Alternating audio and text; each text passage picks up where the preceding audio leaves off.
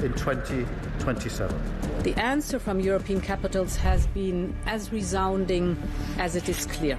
We are in an era of rearmament to respond to the short-term urgency to act and to support Ukraine, but also to address the long-term need to take on more responsibility for our own European security. On Saturday, we also agreed a new £2.2 billion loan for Ukraine, backed not by the British taxpayer, but by the profits from frozen Russian assets.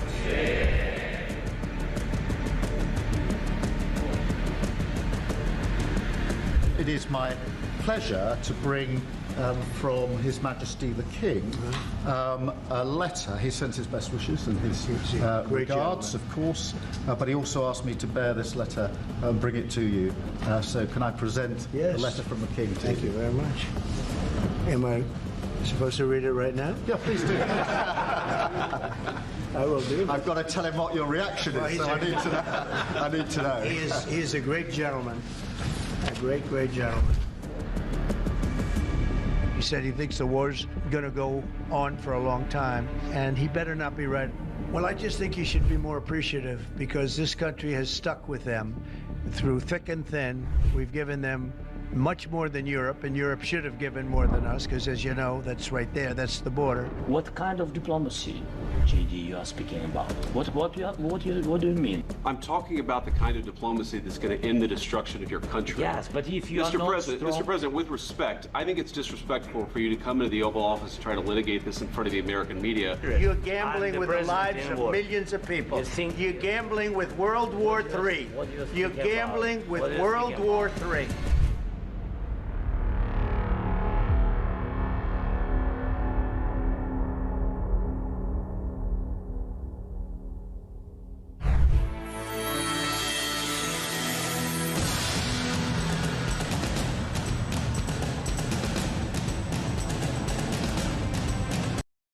Across the UK, on DAB+, on your smart speaker, on your smart TV, and on your side. This is Talk.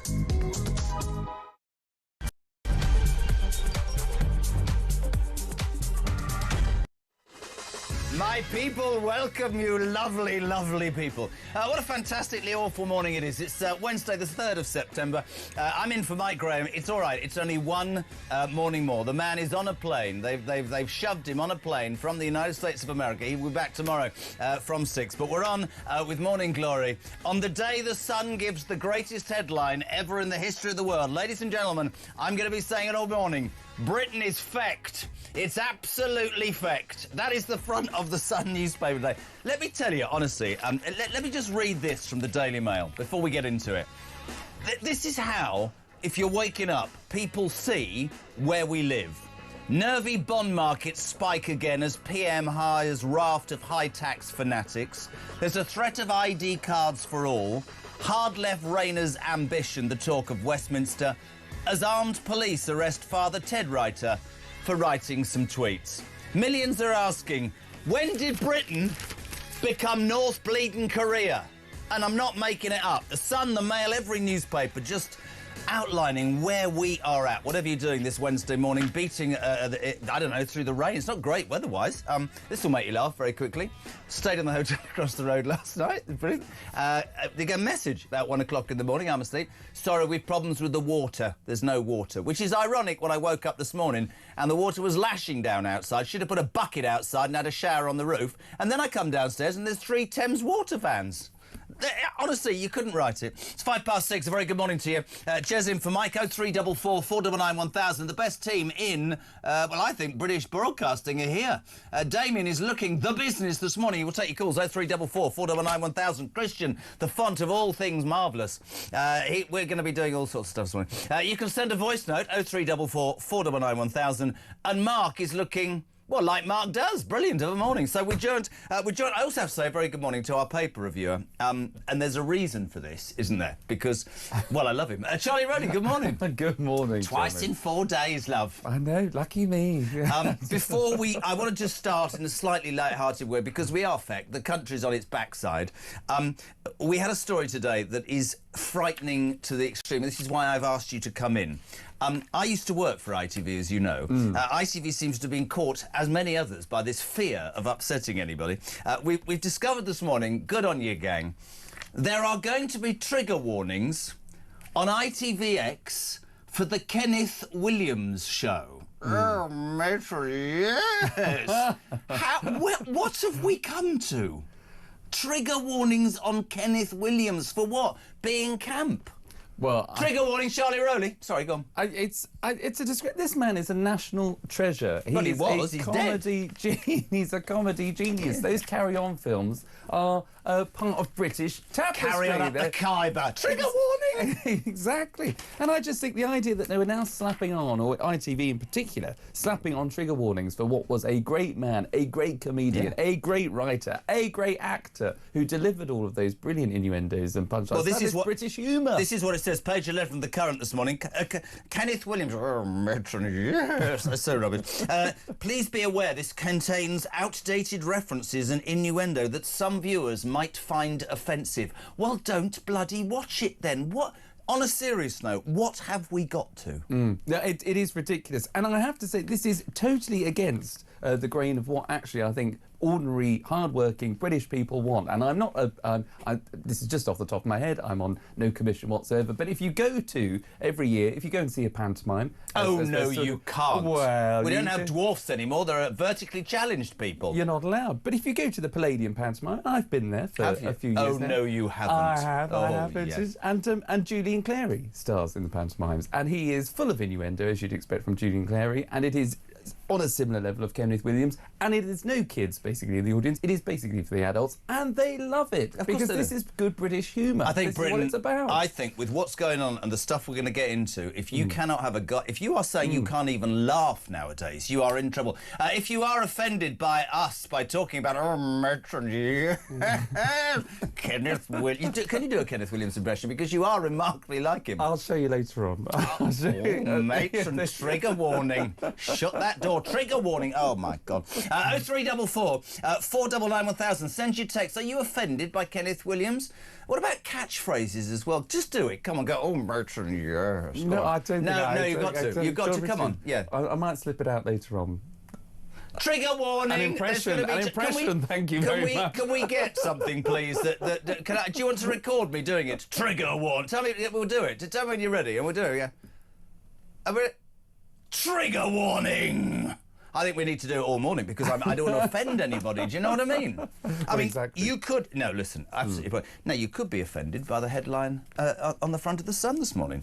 Britain is fecked, which is fantastic. Great article by Stephen Moyes and Harry Cole, the editor-at-large, or the large editor in America, as I call him. This is the story about the Father Ted writer, Graham Linehan, arrived on Monday night on I think it was an 11-hour flight from Arizona to be met by 5 cops with guns over anti-trans tweets, to the point where everybody's just gone, where are we living? The Daily Mail say it's career. Even Starmer has criticised the Metropolitan Police, Charlie Rowley. I mean, it's ridiculous. This is, not only is he a comedy writer, a very successful one at that, but who on earth thinks that it's okay? To go up to somebody at an airport, just getting off a plane, as you say, armed, 5 armed guards, police officers there, to arrest somebody for what they've said on Twitter that took place, I think, back in April. I mean, it is frightening. We all know the story about Lucy Connolly. We know about Alison Pearson from The Telegraph. We know somebody in this building who worked for Times Radio, who was visited at home by 6 coppers for writing on a WhatsApp group that he wasn't happy with one of the teachers at his kid's school. It was a parents' WhatsApp group. We've got to a point, haven't we, where average people, everyday people, will look and go, right, so this guy's got an opinion, I might not agree with it, he's put out a tweet, 5 armed police get ready to arrest him, and yet you can run a business, you can have your watch nicked in the high street, you can be mugged or whatever, and no police turn up, and I have no understanding. And Starmer can criticise the Met. Somebody needs to take the Met and these police forces by the throat. Oh, trigger warning. Don't be upset. And seriously say, the British people, and I don't like to say this, I think it would be fair to say, are losing faith with the police. Well, I think there are two things here. I think, A, it's gaslighting of the British public for the Prime Minister to say that he disagrees with this. I mean, he said that it's an operational matter, but hang about, Prime Minister. Was it not you just only a year ago that said that, people jumping on a far-right bandwagon through things that they're putting on Twitter? You've encouraged this kind of activity, point one. But the second point is that I do think people are having issues with the police, but I'm glad what is in this piece. It's a small line, because obviously the headline speaks for itself and is absolutely to the point. An onlooker seemed to suggest that the police looked a bit sheepish or a bit they were being quite polite. OK, that's fine, because I can imagine that even if you are, an armed police officer in an airport, you're responding to what you've been told to respond to. So I'm not sure what these 5 officers thought that they were doing or who they thought they were arresting. Who has given them the licence to go and do this? Exactly. Where do we get to where people in authority, right, think it's okay? I could read out his tweets. It's too early in the morning. My belief about the country we live in, you might need to get ready with a trigger warning here, is that I could stand face to face with somebody for 20 hours and disagree with them and they disagree with me, and that's our existence. I don't want to fuel hate, but if you're getting to a point where a guy can't... In one post, I'll read this. He says, if a trans-identified male is in a female-only space, he's committing a violent, abusive act, make a scene, call the cops, and if all else fails, kick him in the balls. Right? Trigger warning! Oh, God, Scott, I do apologise. I don't know what to do. Sod it. So what's the clip? Oh, yeah. So this is true, right? So Starmer, the man who literally turned round last night, and you're right, almost gaslighted us by saying, this is an operational manager, that's my out, but I think this is wrong. I'd have the police by the scruff of the neck. This was him back in July in Scotland. This is him on free speech. Have a listen. Well, free speech is very important. I don't know if you're referring to any place in particular. Perhaps they are, but... We've had free speech for a very, very long time here, so we're very proud of that. Brilliant, yeah. Next to Trump, looking like a... I don't know, trigger warning. It frightens me, actually, genuinely, seriously, for a minute, that the priorities of our police are to arrest... I don't even have to agree with Graham Lennon, or disagree or agree. That's not the point. Lucy Connolly gets jailed for 31 months, right?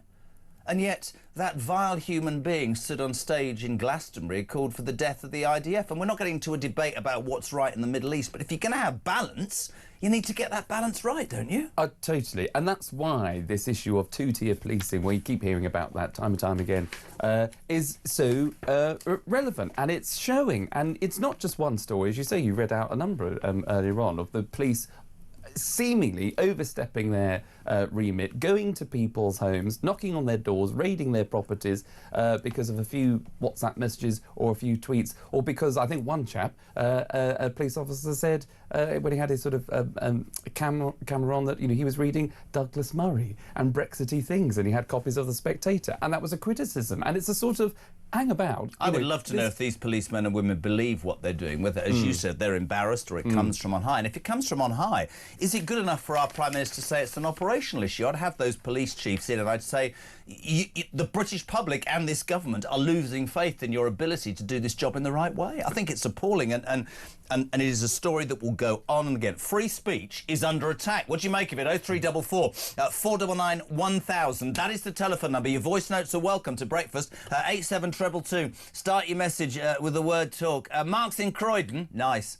Jez, while the police are morons for actually dealing with these reports, I wonder who are the half-wits that report people about tweets. Which begs the question, Mark in Croydon, he's absolutely right. Are we paying some moron to sit in police stations and go, oh, I think that's a bit offensive.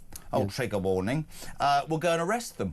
Are the police making these decisions themselves? Is somebody from somewhere else? I'm not trying to be conspiratorial. Are they phoning up people and go, you need to go and get Lionel, he's written something awful? Well, exactly. And, do you remember that story not so long ago about that shopkeeper in Wales who put up that shop sign that said, he's been shoplifted about 5 times and just called them scumbags? And I thought that the sign would have been as big as this window here, but it was a tiny little sign that said, because of scumbags, I've got to now let you in round the side or whatever. I beg your pardon.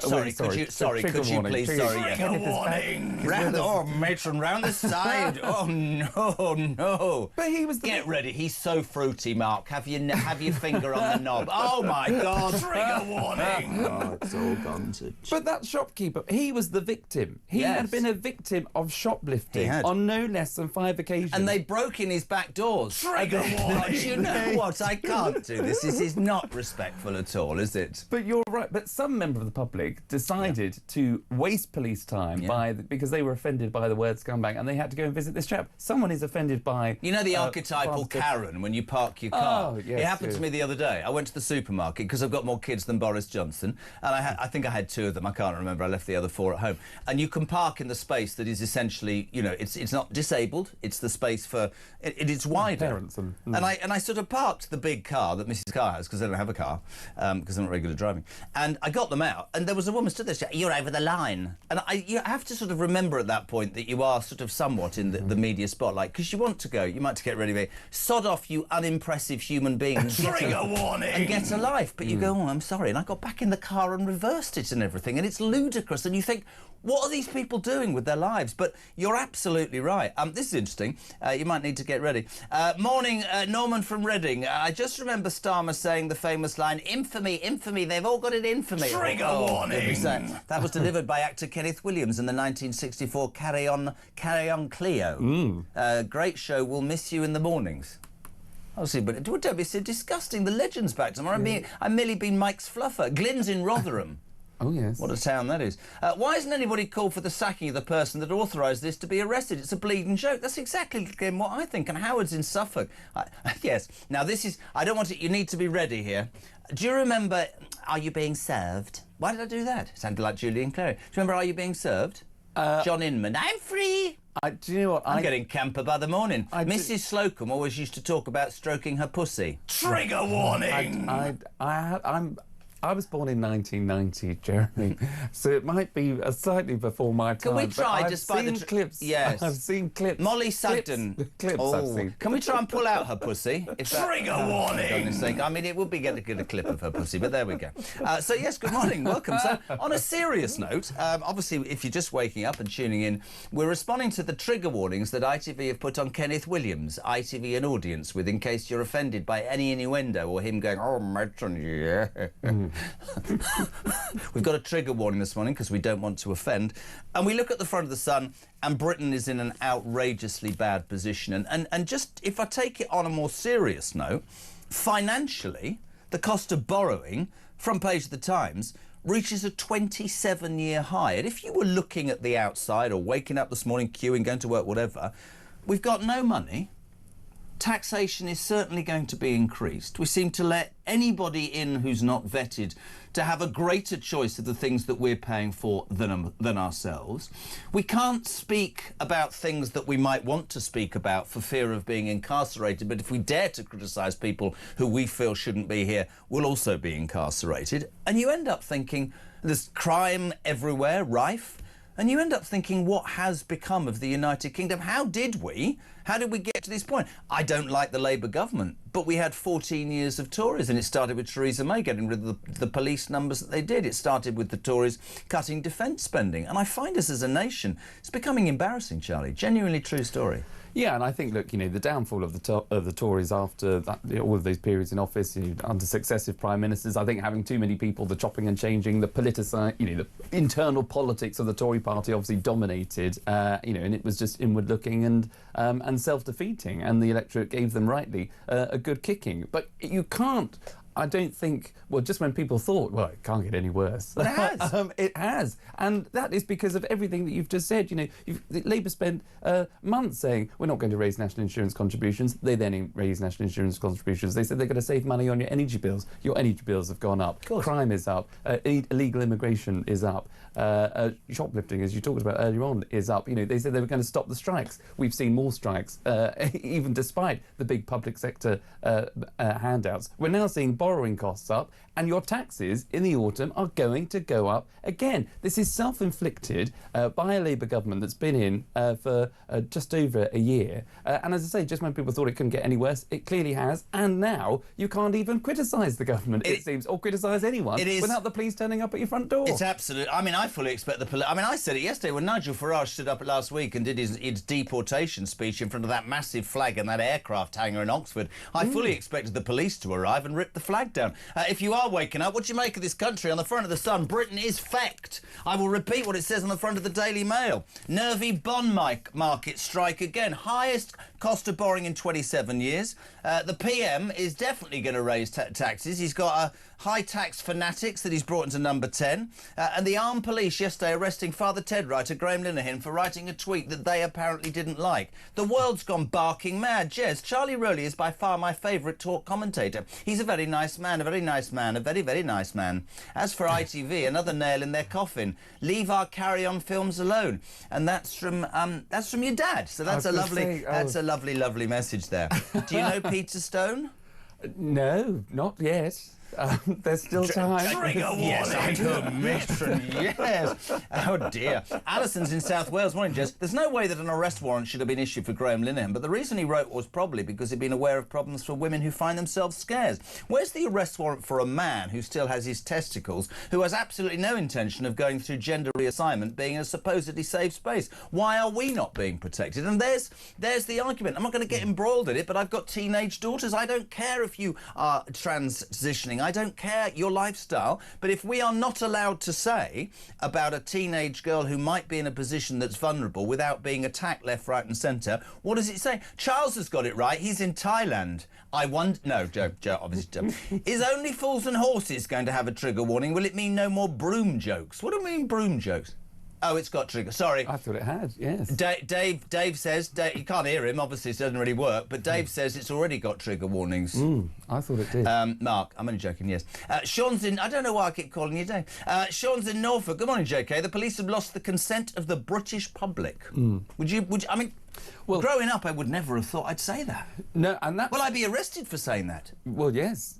No, and that is absolutely right, because we do police by consenting in this country. That is the point. And that's where, the whole Peel is... it started out, Robert Peel, and all the rest of it. That's where our police... But we've got police and crime commissioners who are democratically elected people in this country. They are the ones that should be drafting up what are the people's priorities for their local area and holding police chiefs to the account.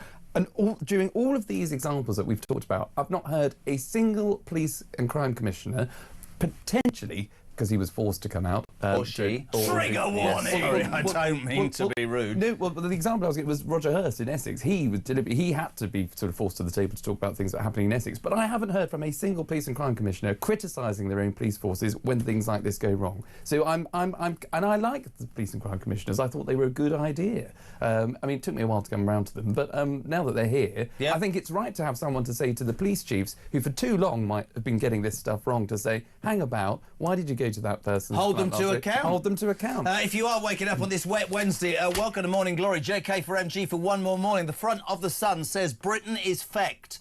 ID cards. I mean, honest to God, you can't speak out. Taxation on the way. It's almost like you've woken up in North Korea.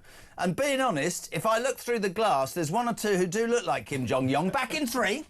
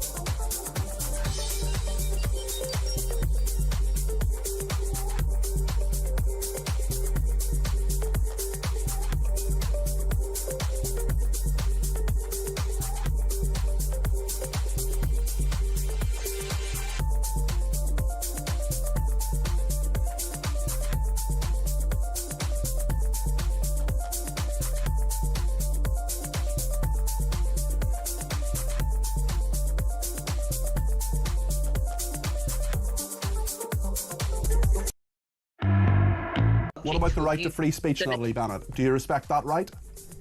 I respect the right to free speech, but that obviously has always had limits. The obvious, don't yell fire in a crowded theatre. What about saying if someone should be punched in the balls? Is that something we should arrest people for? I think that's inducement to assault. I'm not a lawyer, but it doesn't sound like an appropriate... So if it's inducement to assault...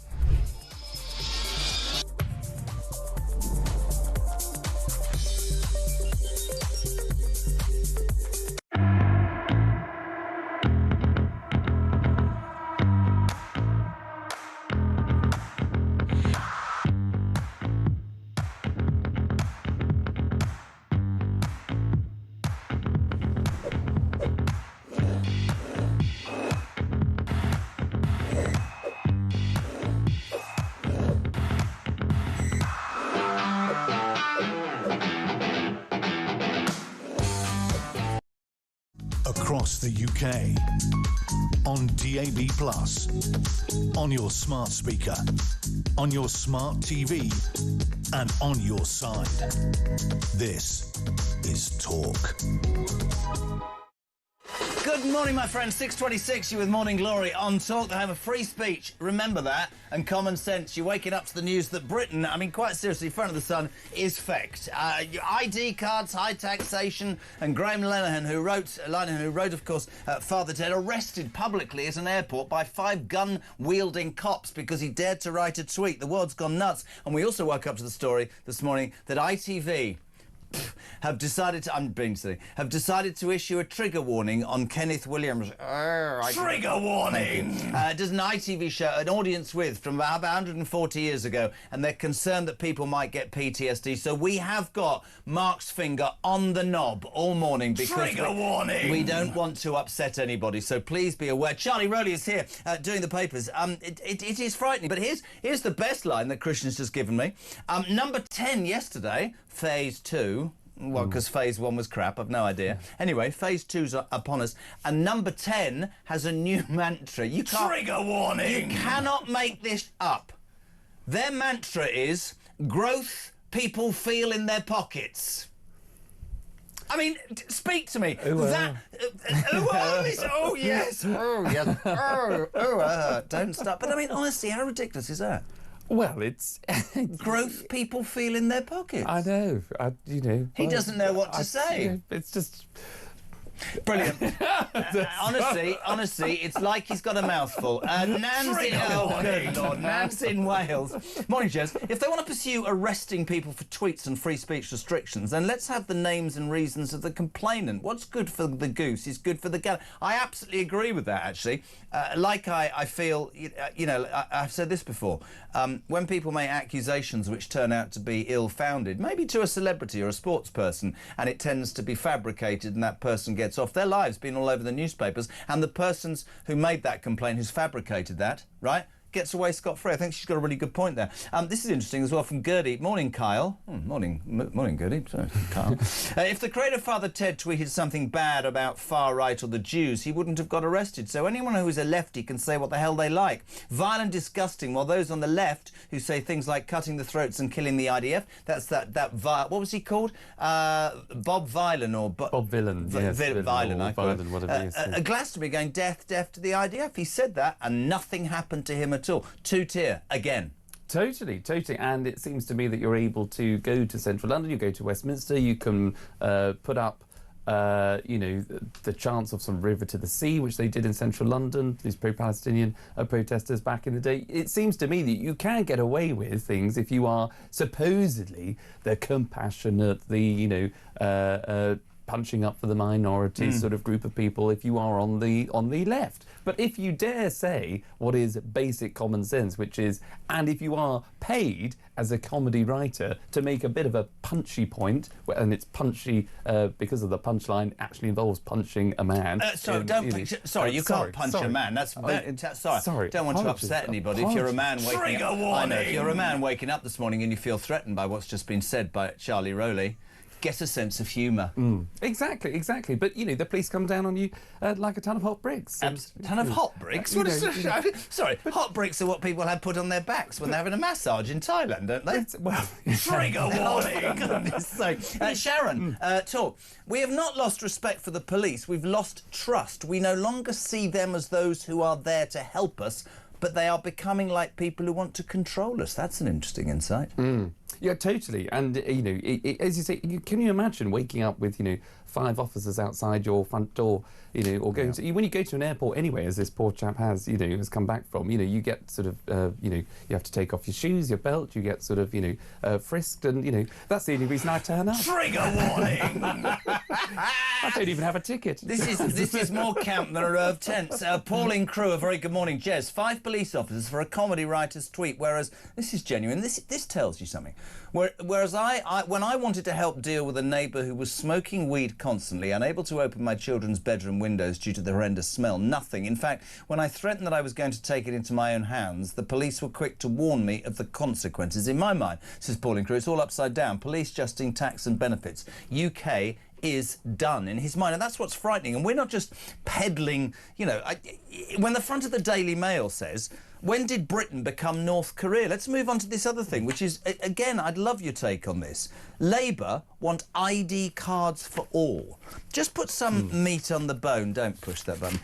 Just explain to me the theory behind their big idea, page 10 and 11 of the... Blair wanted them years ago. Now, as Macron demands action, why are we listening to the French? PM does a U-turn. What's the idea behind an ID card? So I think this is something that Tony Blair, obviously back in the day, he was very pro ID cards, and I think their whole point is that if you have an ID card, then you are obviously a bit like a pass, but it becomes your ID, it becomes your national ID. Yep. So it is in effect someone who can have all their identification. You can, but it's effectively showing your papers. Yeah, and that is why it's been so opposed for so long. Civil liberties groups have opposed it because it has all your information in one place that can be targeted by foreign and bad actors that can target it. But the idea is that if you have an ID card, then of course if you come here illegally and you don't have an ID card, and it allows you to work, or it looks at all your status, whether you've got pre-settled status, whether you've got a right to remain, and all of that nonsense, that all needs to be streamlined down by. It's really interesting, this, and I might go against what people might think. There's a part of me that thinks it's absolutely wrong, but there's also a part of me where we're at in terms of migrants and not knowing who the hell's in our country, who says, well, actually, isn't that right? But people will say, how are you arguing that when you're arguing for free speech? I don't know. If we're going... For me, the whole migrant situation is if we're going to do something, we need to do something a bit, not drastic, but we need to take action. I'd be happy to swallow that if it could control the people. Trigger warning! Oh, sorry, I do apologise. I'd be happy to... sorry, I do. I don't... Sorry, I nearly choked on that. I don't. Honestly, the whole show is going to be no. I want to control and find out who's in our country, and I'm not saying I'm massively into the idea of it, but what I don't like is being told what to do by the French. Well, we're giving you 500 million quid. Why don't you print them for us or something? Why don't you stop less boats coming? Quite right. But also, it's not even addressing, I don't think, the real issue, which is getting the numbers down. Yeah. It is I mean, everyone can have an ID card, fine. If people come in from this country, as they currently do, it seems to me, in a small boat, if you then have to be processed, if those applications are approved, because it seems to me too difficult to say no to someone rather than, yes, actually, you're here now, well, here's an ID card, you may as well work. Well, the numbers just keep going up. So it's not just about stopping people coming in illegally and legally, it's trying to get those numbers down. So I'm not entirely sure what ID cards, have to do with it. You stop the pull factor, have the deterrence, bring back Rwanda or something like to make sure that anybody that comes into this country illegally will be deported. So that stops that pull factor. But people that do apply and want to make a success of Britain and contribute and integrate and live in the UK and respect this country, then of course, you couldn't have put it better myself. What do you make of that? ID cards, yay or nay? 0344 499 1000. A voice note. What do you make of trigger warnings for Kenneth Williams' ITV show? Is Britain fecked? Are we turning into North Korea? Our incompetent government, says Mick, has allowed the far left civil service and judiciary to destroy my once great country. Once democracy is gone, says Mick, are we ever going to get it back? Dave's in Essex. I don't know why I said that. Dave's in Essex. Hey, Hey, the cost of borrowing is at a 27-year high. Last time was in 1998. Do you know who the government were in 1998? The Labour government. I did say during the election campaign, in between being told to not sort of, we have to broadcast in a certain way. In my mind, the Labour Party has always had one policy and one policy only, which is to offer money to anybody by taxing anybody that's made anything of their lives. Aspiration out the window. When they do that, the country ends up bankrupt because every uni wants a 30% pay increase. You weren't even alive. I remember 1979. Andy's in Mansfield. Have you been to Mansfield? Not knowing. You might go.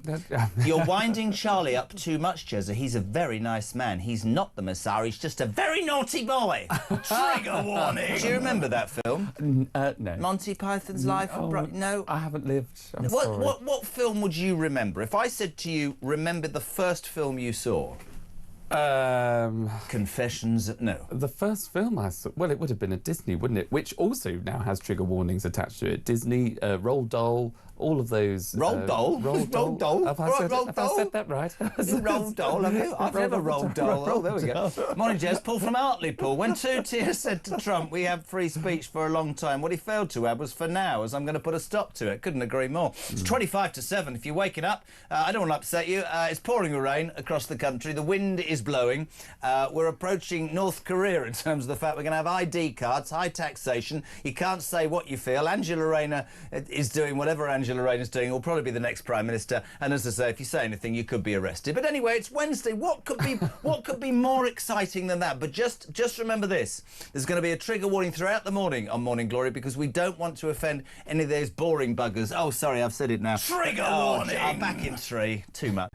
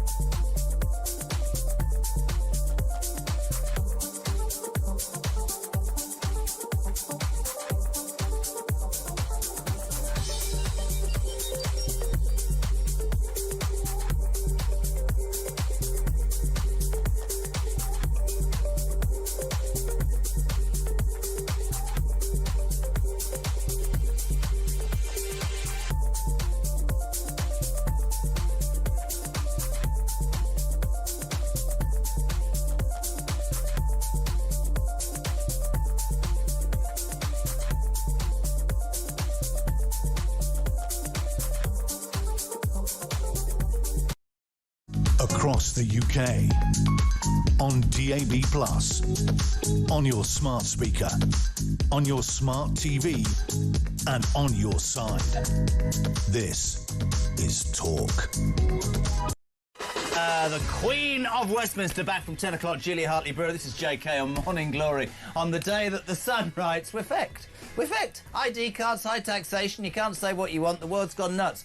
There's a story I'm going to do later, right, of an illegal migrant from Somalia who is begging the Home Office to send him back to Somalia because he says it's safer than Nuneaton. What's just gone on? Oh, sorry. Now, bear in mind, we're trying to be respectful this morning. There's been a trigger warning from ITV on Kenneth Williams, his audience with from 50 years ago, in case you feel offended. And also that poor man, Father Ted writer, Graham Linehan, arrested for having a comment about the trans situation. Liam on voice note, good morning. Morning, Jez. Liam from Kent. Not such a happy message this morning. What country are we living in? the producer of Father Ted.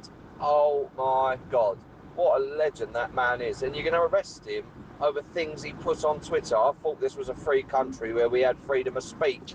Honestly, I'm starting to get sick and tired of this. Absolutely, it's just... Oh, it's unbelievable. Absolutely unbelievable.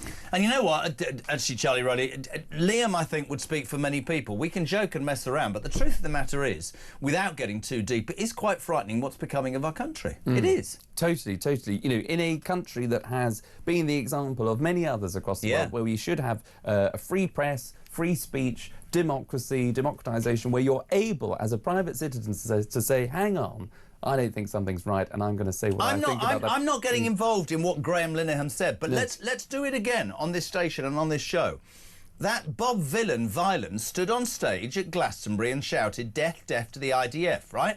I'm not taking any sides, but if you can say that and you can't put, "I've got concerns about this argument," one side gets arrested, the other doesn't. That is not fair. Margaret's in Yorkshire. Just, could we have a trigger warning every time Mr Starmer or one of his MPs comes on the TV? I just turn it off because you might be traumatised.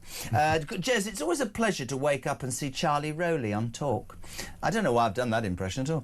Reeves and Starmer just keep ruining the UK economy. We have the highest borrowing costs in 27 years. Why are these two useless idiots still in their jobs? When Truss and her Chancellor caused less turmoil to our economy, they were kicked out of their job within 42 days. Why can't we do the same for Starmer and Reeves? Really interesting question to you, Charlie, because borrowing at a 27-year high. People are saying the bond market is in danger of collapsing and that we will have to go, you know, cap in hand to the IMF, which is never a great thing at all. So if Liz Truss, who has been ridiculed and humiliated, was thrown out, how are these two hapless fools carrying on? Genuine question. Well, that will be the question, and that's what many people will be asking, because it's just, you know, Liz... the criticism against Liz is that she went too far, too fast, and she didn't do the politics. You're saying she went too far. Trigger warning! Yeah, too fast. I mean, you're being disrespectful to her, aren't you? You're making out that she's some sort of harlot. But, well, what you need to do, you need to bring people with you. You need to bring people on your side. You need to pull people with you. Yes, yes. And, you know, she didn't do that. She didn't do the hard yard... Trigger warning! The hard graft of, you know... And so people just turned over and turned against her. Honestly, this is more camp than Rev Tents. Paul's in Manchester, ID cards. Hey, I wonder how long it would take criminals to forge them. That's a good point. I already have a citizenship card and have never been asked to show it. I agree wholeheartedly with ID cards. Them that are against them must have something to hide. I think you need to go back to school. Then that were against them, right? How's it going, right? No, I'm joking. This is a story in The Sun, page 9. This is an idea for housing migrants. Channel migrants could be accommodated in warehouses to accelerate the end of the costly use of hotels. Digital ID to curb small boat arrivals working illegally was also being minded, as we've talked about last night. Warehouses. You used a phrase earlier about the pull of the United Kingdom. And for me, people talk about a deterrent. We've talked about Rwanda, how slow the Tories were to bring it in. For me, if the opportunity to come here is too easy, and if when you get here you know you're going to be treated better than any other country, you're going to keep coming, aren't you? And you know, people will go, oh, you can't put these poor people in warehouses. I wouldn't even build warehouses. I would build a detention centre, billets, and I'm being completely honest. My suggestion was Orkney, no disrespect to Orkney, because I believe that you're then sending a message to people that we're not going to wipe your backside. And actually that then filters back to the countries these people are coming from. But I saw somebody, I don't know, on television yesterday, the corner of my eye, and they're literally going, but these people are being persecuted. I don't know where these people come from that say that. No, I genuinely mean that. I'm not being racist or horrible or help anybody. How can somebody with a straight face go on television and say, these are refugees, these people are being persecuted? No, they're dropping their passports in the Channel. They're not bringing their wives and kids. They haven't stopped in the first country that doesn't have conflict. They're coming here, not because they speak English, but because we are a soft touch, aren't we? Exactly. And, you know, look, I have nothing against Eritrea. I've never been, but it's, you know, one of the top 3 countries where people come from. But that is a far away place where somebody has had to come from and gone through several countries just to get to the UK. And there's a reason why people want to come to the UK and not stop off anywhere else, is because we are that soft touch. And as you say, I think it's just, it is about fairness. The British people are inherently fair, and the debate isn't about stopping people who need to come into the country come over. We opened up our hearts and our homes to people of Ukraine, and that was the absolutely right thing to do, and we do it again tomorrow. Of course we do. And we do. When it's fair, that is such a good word. But it is when people are taking us for an absolute ride, and coming in illegally, and they are economic migrants, they are not refugees, that's when people have to stand up and say, look, we need to address this balance to make sure that it's fair, because what you end up doing then, I'm afraid, is vilifying the very people that are in genuine need. And that's where the conversation has got so murky. But it's only because of people that go on television or radio day after day and say that they are all in need. They are not. That is not but do you know what I want to say to those people? Yes, fine. And the people that come to this country and embrace it and be part of it and respect it and pay their taxes, fantastic. But why do those very people that go, they're in need, do they not go out of the M25 bubble? They will always say to me, but people in Britain aren't in need. Well, go north and find out. They're not in Eritrea, but they are in need. They're struggling with food and electricity and the madness of what this country is becoming, and they're barely able to meet their costs, but they do that. They don't ask for a handout. This isn't this isn't made up. This is factual. And what really got me last night, funny enough, is trigger warning. Oh dear. It was what I think will incense a lot of people, and we're talking about the ITV trigger warnings. It happened to be on ITV, but it was a story about a young man that has sadly taken his own life. He served 2 tours of Afghanistan, and he had sort of PTSD from his time out there. He'd suffered homelessness, he'd suffered drug addiction. His mother set up a charity to help other people, and she was so heartbroken that she couldn't help her own son that had gone through some of the issues she'd gone. But where was the state support for him?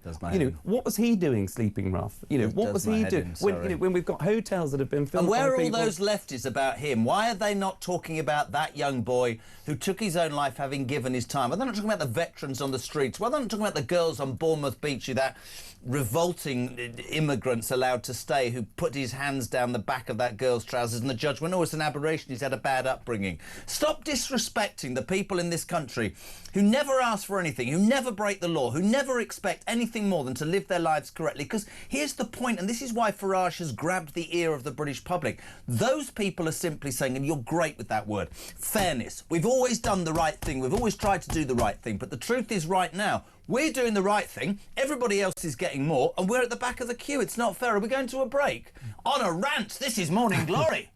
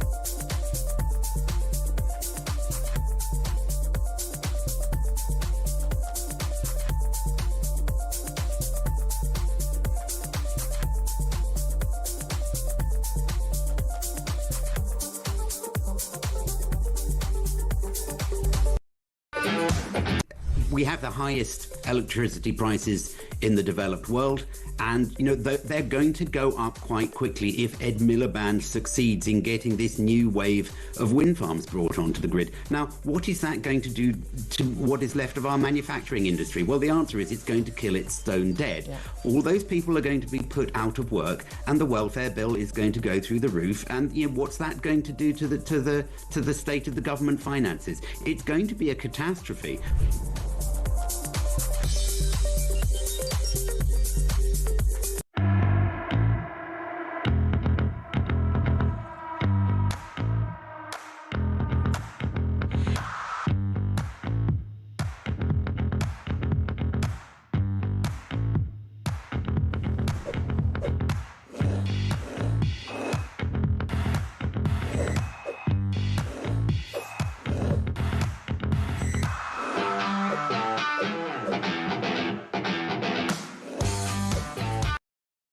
Across the UK, on DAB+, on your smart speaker, on your smart TV, and on your side.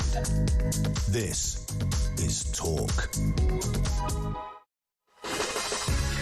Good morning. Morning glory for Wednesday. It's a wet Wednesday. We're live across the United Kingdom. JK for MG. He's in the air. He's on his way back to save us. Tomorrow he'll be here from 6. You've only got me till 10. Charlie Rowley on the paper review. We've had it all this morning. Britain's facts. Yes, you heard me right. Front of the Sun. We've got ID cards, the highest cost of borrowing in 27 years. We've got a government with the lowest recorded popularity in the history of polls. All of that. And if you write something that the police don't like, they'll arrest you, as they did with the Father Ted guy. But don't fret, dears. ITV issued a trigger warning for ITV's show Kenneth Williams an audience with from 40 years ago. Basically, they're saying, if anything upsets you at all, if you're feeling a little bit nauseous, if things upset you, we are here for you. And we've decided to implement that across the show today. And if anything, if there's any innuendo at all, we are going to just issue this sound so that trigger warning! Okay, just so you feel okay. I'm going to try you. Oh, what? Take me to lunch first. Trigger warning! I'm going to try you with some trigger warnings, okay? First, you get ready. Elaine first, trigger warnings. Trigger warning! Elaine? Morning, Jezza. I love all the old comedies. Every time they come on, they've got this bloody trigger warning. I love it. Rigsby on the buses, George and Mildred. I love them. And they have to put this bloody trigger warning on. What's it coming to, eh? Anyway, have a nice day. Bye for now. Trigger warning! She doesn't sound very happy, does she? Right, let's come some phrases, because Kenneth Williams was, yes. Let's see how good you are on television. Turn yourself into a TV critic. Lovely jubbly. Yes, it is. I don't know. You don't know Only Fools and Horses? I'm afraid I don't. Oh, I know. God. I haven't lived. Here's one I made earlier. Well, that did sound a bit John Ingham. John who? John Ingham, have I said that right? Blue Peter. Oh, well, close enough. No. How you doing? Joey from Friends. Joey. Brilliant. Don't mark. Gladiators ready! Yes. Now, that was the referee in the Gladiators well done, series. yes. Yep. You will go on my first whistle.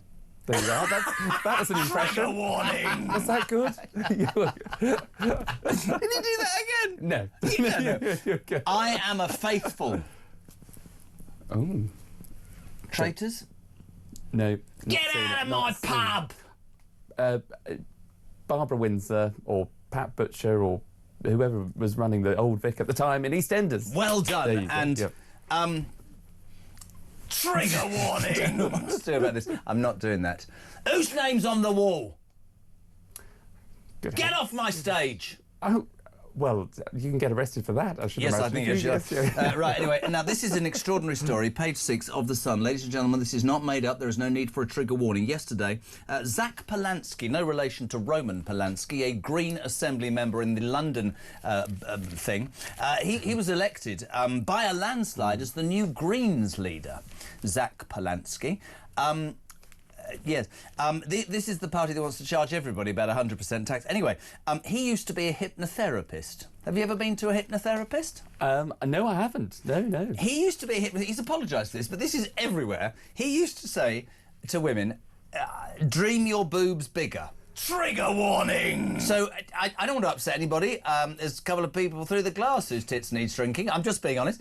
But he literally used to say, dream your boobs bigger. And that's the new boss of the Green Party. It's going to follow him around, isn't it? You know, and this is Britain's politics 2025. You're welcome. And, you know... Nothing to say. Good luck. No relation to Roman Polanski, though. Also, I want to talk about very, very quickly.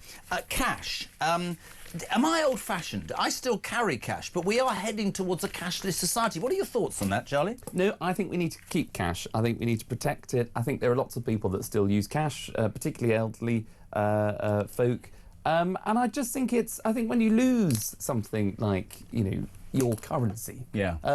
Not just physically. I think you lose your currency in the world. You know, the Great British Pound, I think should be maintained. Why are you keeping... Do you know what's happening now? He's absolutely, every time he opens his mouth, he looks round to make sure that he hasn't put his foot in it. Good morning to John in Rugby, or he could be called John Rugby. I would have stood shoulder to shoulder with a copper, but now I wouldn't raise a finger to help one. I look the other way and walk on. What the hell has my country become? Good morning to Elsbells, I hope that's right, in Shropshire. Get rid of these police and crime commissioners, police colleagues and PCSOs, and let's try having a police force, not a service, run by a bunch of has-beens, and perhaps they can do their bleeding job without fear or favour. Interesting. Paul, you're right about us becoming like North Korea, Jez. I'll probably have to eat my dog before the next election. Well, there's a trigger warning. Yeah. Gary's in Bolton. The highest court in the land ruled that a man in a dress is illegally entering a woman's safe space. Trigger warning! It's true, though, the police are going against the law. I've read that, so if I read it again, I'd look really bad. JK, Labour have dragged this country to an embarrassing black hole. Could be worse, though. Imagine if Zach Polanski, leader of the Greens, was in charge with the huge welcome to Britain.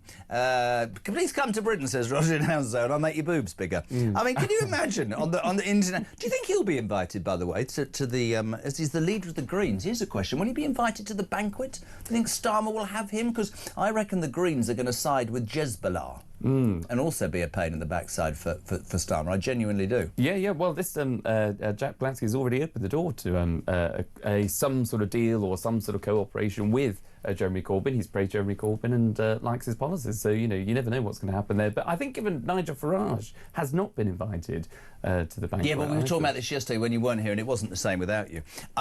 I think, and a lot of people watching this show think, that what will happen is that Trump will insist that Farage is there, or get out of the Beast, or out of Air Force One with Farage next to him. You can just imagine Nigel Farage pulling that off, can't you? Trigger warning! You know, honestly, it's going to be... if you're waking up this morning and you're wondering what it's all about, there have been trigger warnings issued today by ITV, that fabulous company, ITV. They've issued a trigger warning on Kenneth Williams. We'll finish the hour as we started it. The man who used to say, oh, matron, oh, you can't say anything nowadays. On his audience with. This isn't like, you know, this isn't a Carry-On film. Barbara Windsor in suspenders, you can't say that. It says about his show, this contains outdated references and innuendo that some of our viewers might find offensive. Jethro, who's no longer with us, was a great comedian, and he used to finish every night with this. He used to say, ladies and gentlemen, I hope you've enjoyed tonight, and if I've said the occasional word that's upset you, it's only been as a bit of fun. I hope you've taken it in that way. If you have taken it seriously and you've been offended, sod off and don't come back to watch. Trigger warning! But it's true, isn't it? Where do we draw the line and say to the British people, make your own minds up? What you watch, what you think, what you say. Graham Linehan, was he out to offend? It's his opinion, man. Exactly. And, you know, what is wrong with just going back to the good old-fashioned basics of if you don't like what you see, you can change on the telly, you can change the channel. No one's asking you to sit through it. No one's. But the idea that, you know, great British comedy, like Kenneth Williams, is a trigger warning. I mean, I know we've tried our best at innuendo this evening. Well, I've tried to slip one in. This morning. Tried to slip one in, dirty boy. You do realise, by the way, as we head to the news at 7, Charlie Ruddy will be back next week, and he's going to be appearing on Drive now in a new feature called Dear Charlie. Number 10's new mantra as they enter phase 2. This is genuinely true if you're waking up. Their new mantra is growth people feel in their pockets. Trigger warning! I think that just sums up the whole hour, actually. I thank you from the bottom of my heart. It's been lovely seeing you, looking so fresh and beautiful in your trainers. Oh, what are you off to do now? Something I told you in confidence. Well, there you go. Ladies and gentlemen, thank you for tuning into the first hour. Talk Breakfast, Morning Glory will continue after the news at 7. Get your calls in 0344 499 1000. Text to 87222. The news at 7, and we're back with Morning Glory. Thank you, Charlie.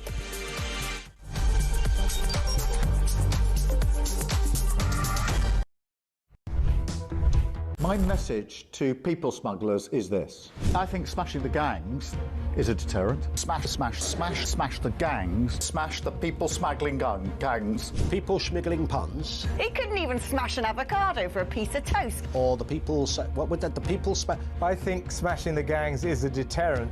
Well, it might be if you smashed any, if you found any. The people smash... Those... The smash... And he hasn't smashed anything. I mean, literally all he does is he smashes records every sort of couple of weeks, when more and more people come in a period of 24 hours. Smash the gangs that are running this vile trade. You're never going to smash the gangs. That's something that basically is impossible. The gangs are like the Hydra. You cut the head off and another two grow. So I did write to ministers and say that I wasn't convinced that smashing the gangs was the right sort of way of thinking about things. We will smash the gangs that undermine our security. Keir Starmer has just tweeted 15 minutes ago. He says, "I know you're angry about immigration. I get it. We will smash the people smuggling gangs at source." Maybe I'll just read it all in his accent, shall I? There is no return to freedom of movement. We have left the EU. I do not accept that prevents us working with other police units here, with prosecutors here, to smash the gangs. Well, I'm sure the smuggling gangs are absolutely quaking in their boots now. Keir Starmer's on their case. Solving this issue, smashing the gangs, is that the impossible dream, Tom? It really seems beyond him at the minute, I have to say. We're going to get the evil people smugglers and we're going to smash them and we're going to put them in jail. That will solve the migrant crisis. Prime Minister Keir Starmer's promise to smash the gangs has resulted in just 5 convictions. Hurrah for operating small boats. So what he really wants to say is that this policy of smashing the gangs is a total and utter disaster. There isn't a cat in hell's chance that it's going to work. It's crap. It's crap. That's what he's basically saying. I know you're angry about immigration. I get it. Mark my words, I will take back control of our borders. That means cutting migration, ending the use of asylum hotels, and ramping up our efforts to stop small boat crossings. It's like a parallel universe, the real world, as told by the impressive David Bolt, and Keir Starmer and Rachel Reeves' fantasy world. We will smash the people smuggling gangs at source. Across the UK, on DAB+, on your smart speaker, on your smart TV, and on your side. This is Talk.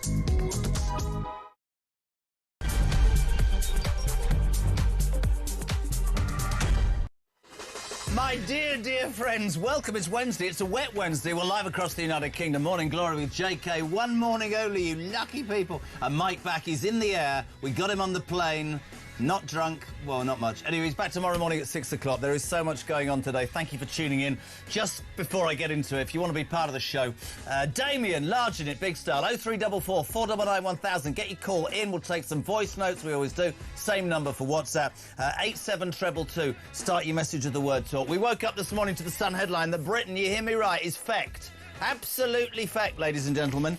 Graham Linehan, the writer of Father Ted, arrested on Monday, took an 11-hour flight from Arizona, landed in London to 5 armed cops because apparently some tweets he wrote about the transgender situation offended people. My question would be, who the hell reported him and who told the police to go and arrest him when it's OK to stand on stage at Glastonbury and shout death, death to the IDF? I don't know.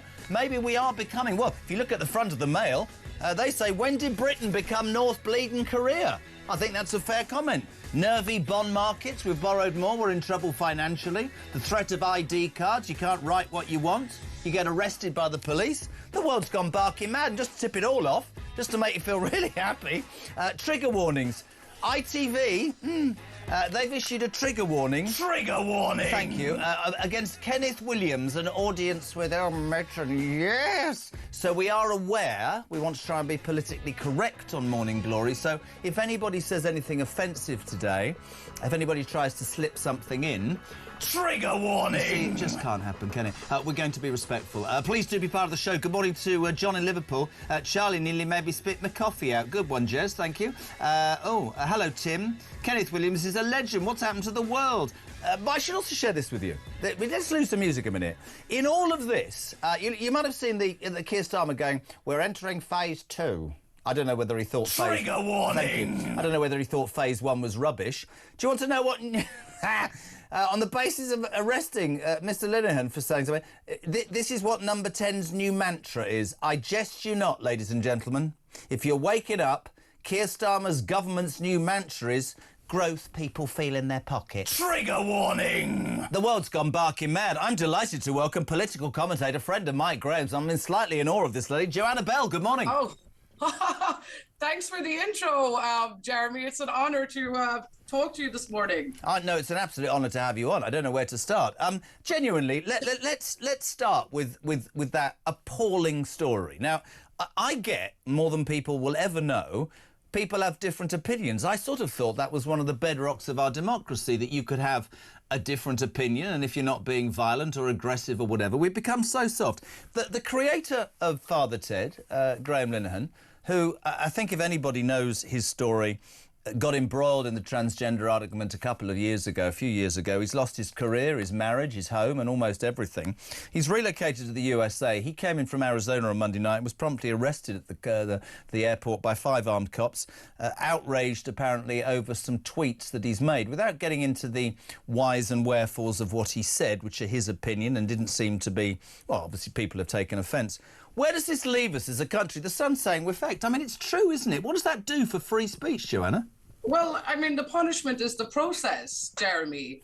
You know, probably nothing will come of his arrest. However, it will definitely deter people from putting seemingly offensive tweets or posting things on Facebook. But who decides they're offensive? Somebody asked a really good question earlier. Is there a department of Karens that sits somewhere that we don't know, in some building underground, waiting to say that person's written that? Do the police do it themselves? That's a really important question, I think. Well, it's usually people with blue hair who are obese, isn't it?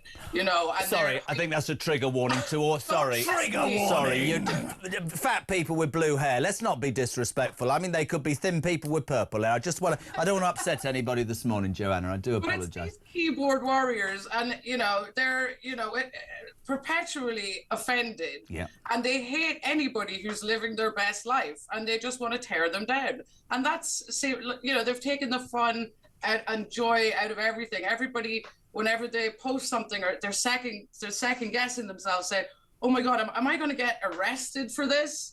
It's absolutely disgraceful what happened to Graham. And you made a point earlier when you said, that band Villain, they stood on the stage in Glastonbury and chanted death to the IDF. It was also broadcast on the BBC to millions of people, and yet no arrests were made. No, I agree, and the Prime Minister came out last night. I'd call it gaslighting. He said this is an operational matter for the police, but myself and the Home Secretary have been clear about what their priorities on crime and policing are. That's tackling antisocial behaviour, shoplifting and street crime. Well, with the greatest respect to this government or the mayor of this city, London, where we're broadcasting from, that's complete tosh.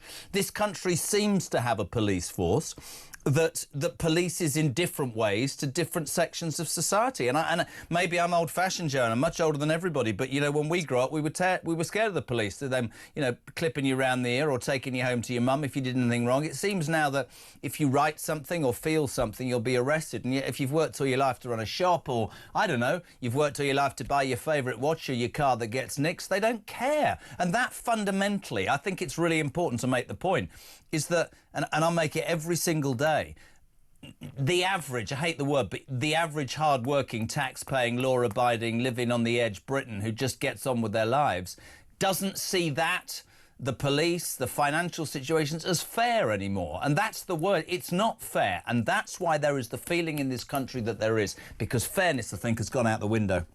It has indeed. And I mean, we're on the way to a civil war here. Like you said, who are these people? Some people think he should have been arrested.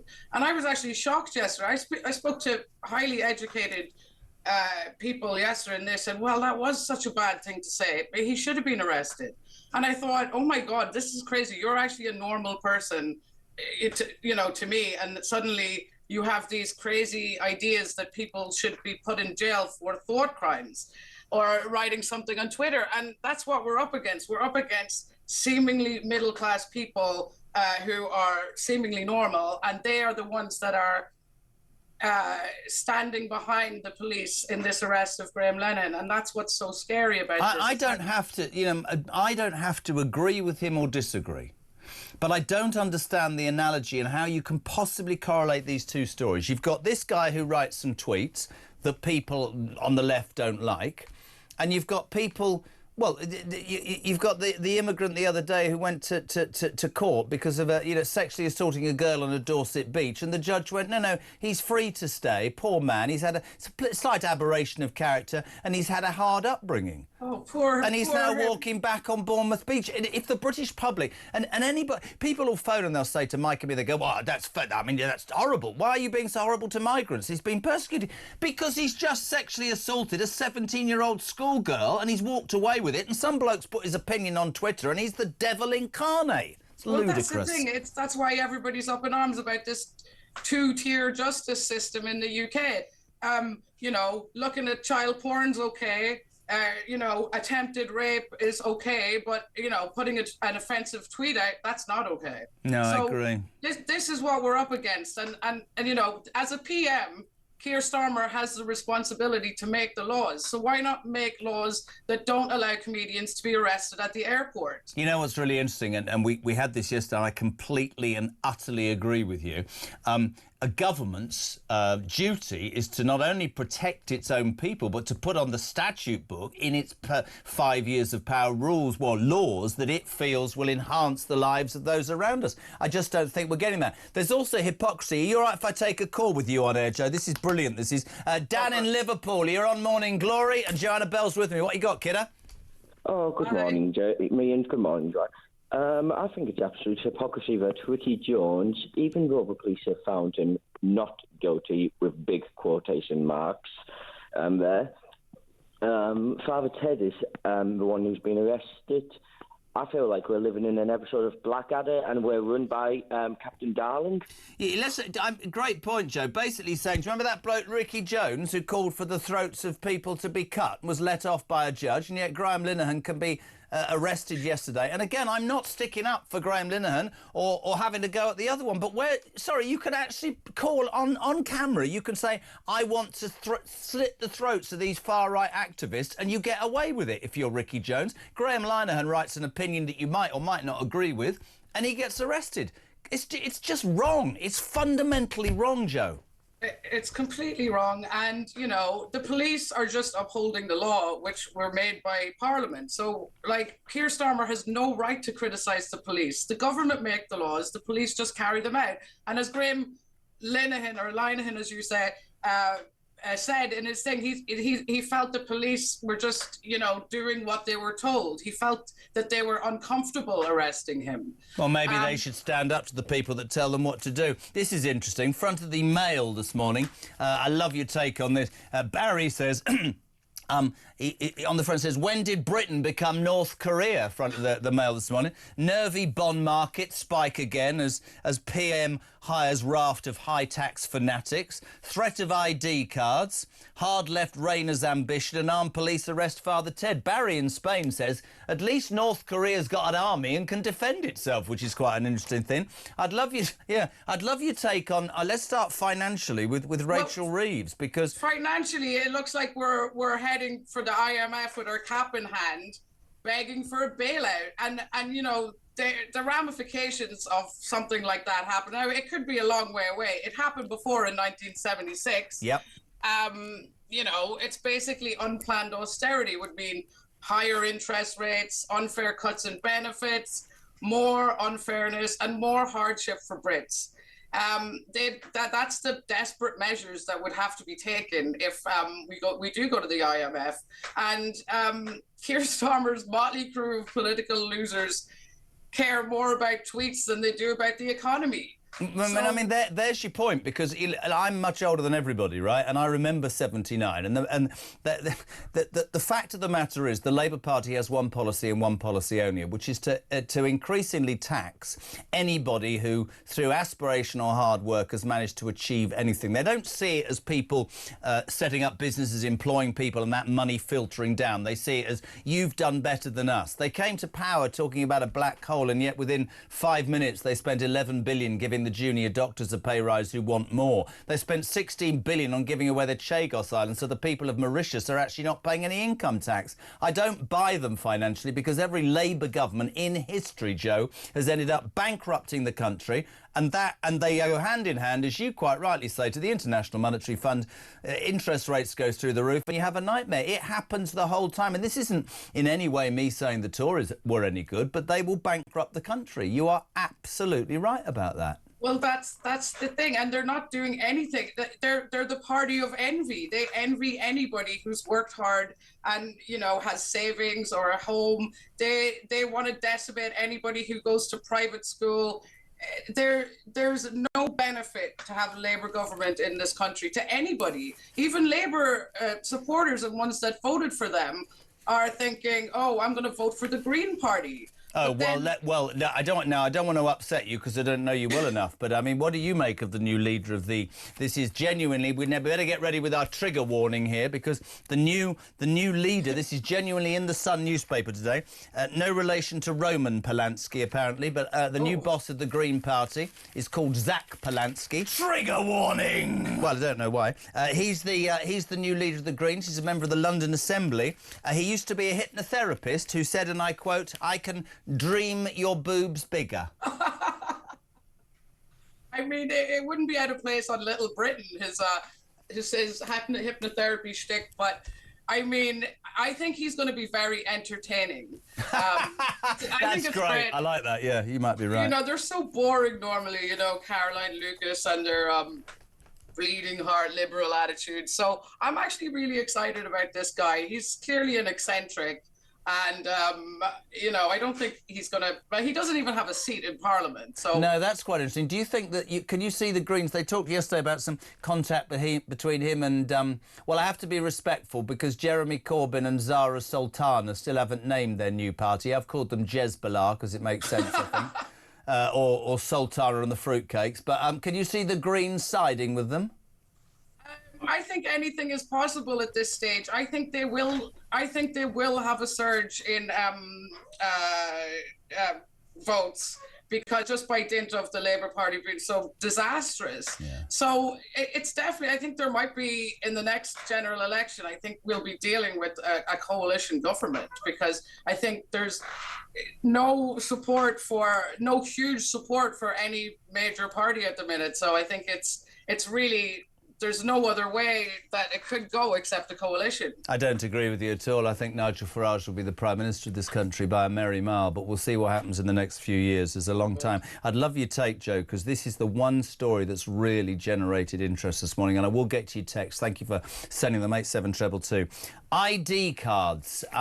This is one of those issues that really splits people. All British citizens could be issued with digital ID cards under plans being considered by Sir Keir Starmer to tackle illegal migration. The PM's official spokesman said that those cards should combat illegal migrants working in the black economy amid a public backlash over the surge in migrants in asylum hotels. The last Labour government tried to introduce ID cards with the first issues in 2009, but the scheme was scrapped by the incoming Tory-led coalition. Joe, where do you stand on ID cards?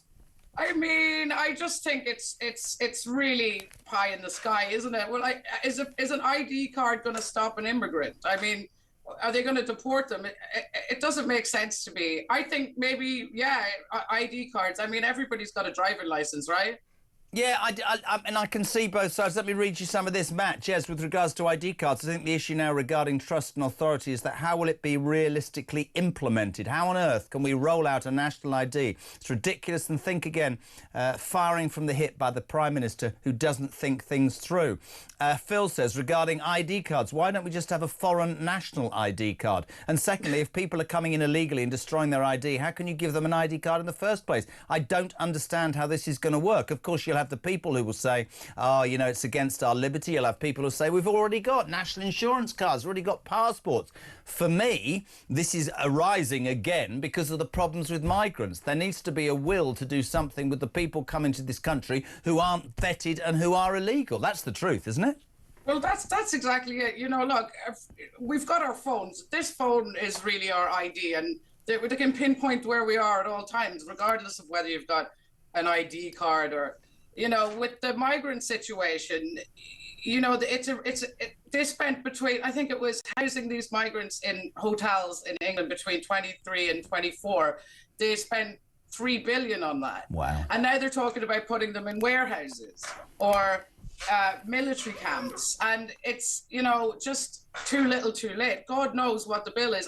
You're going to give all these people ID cards.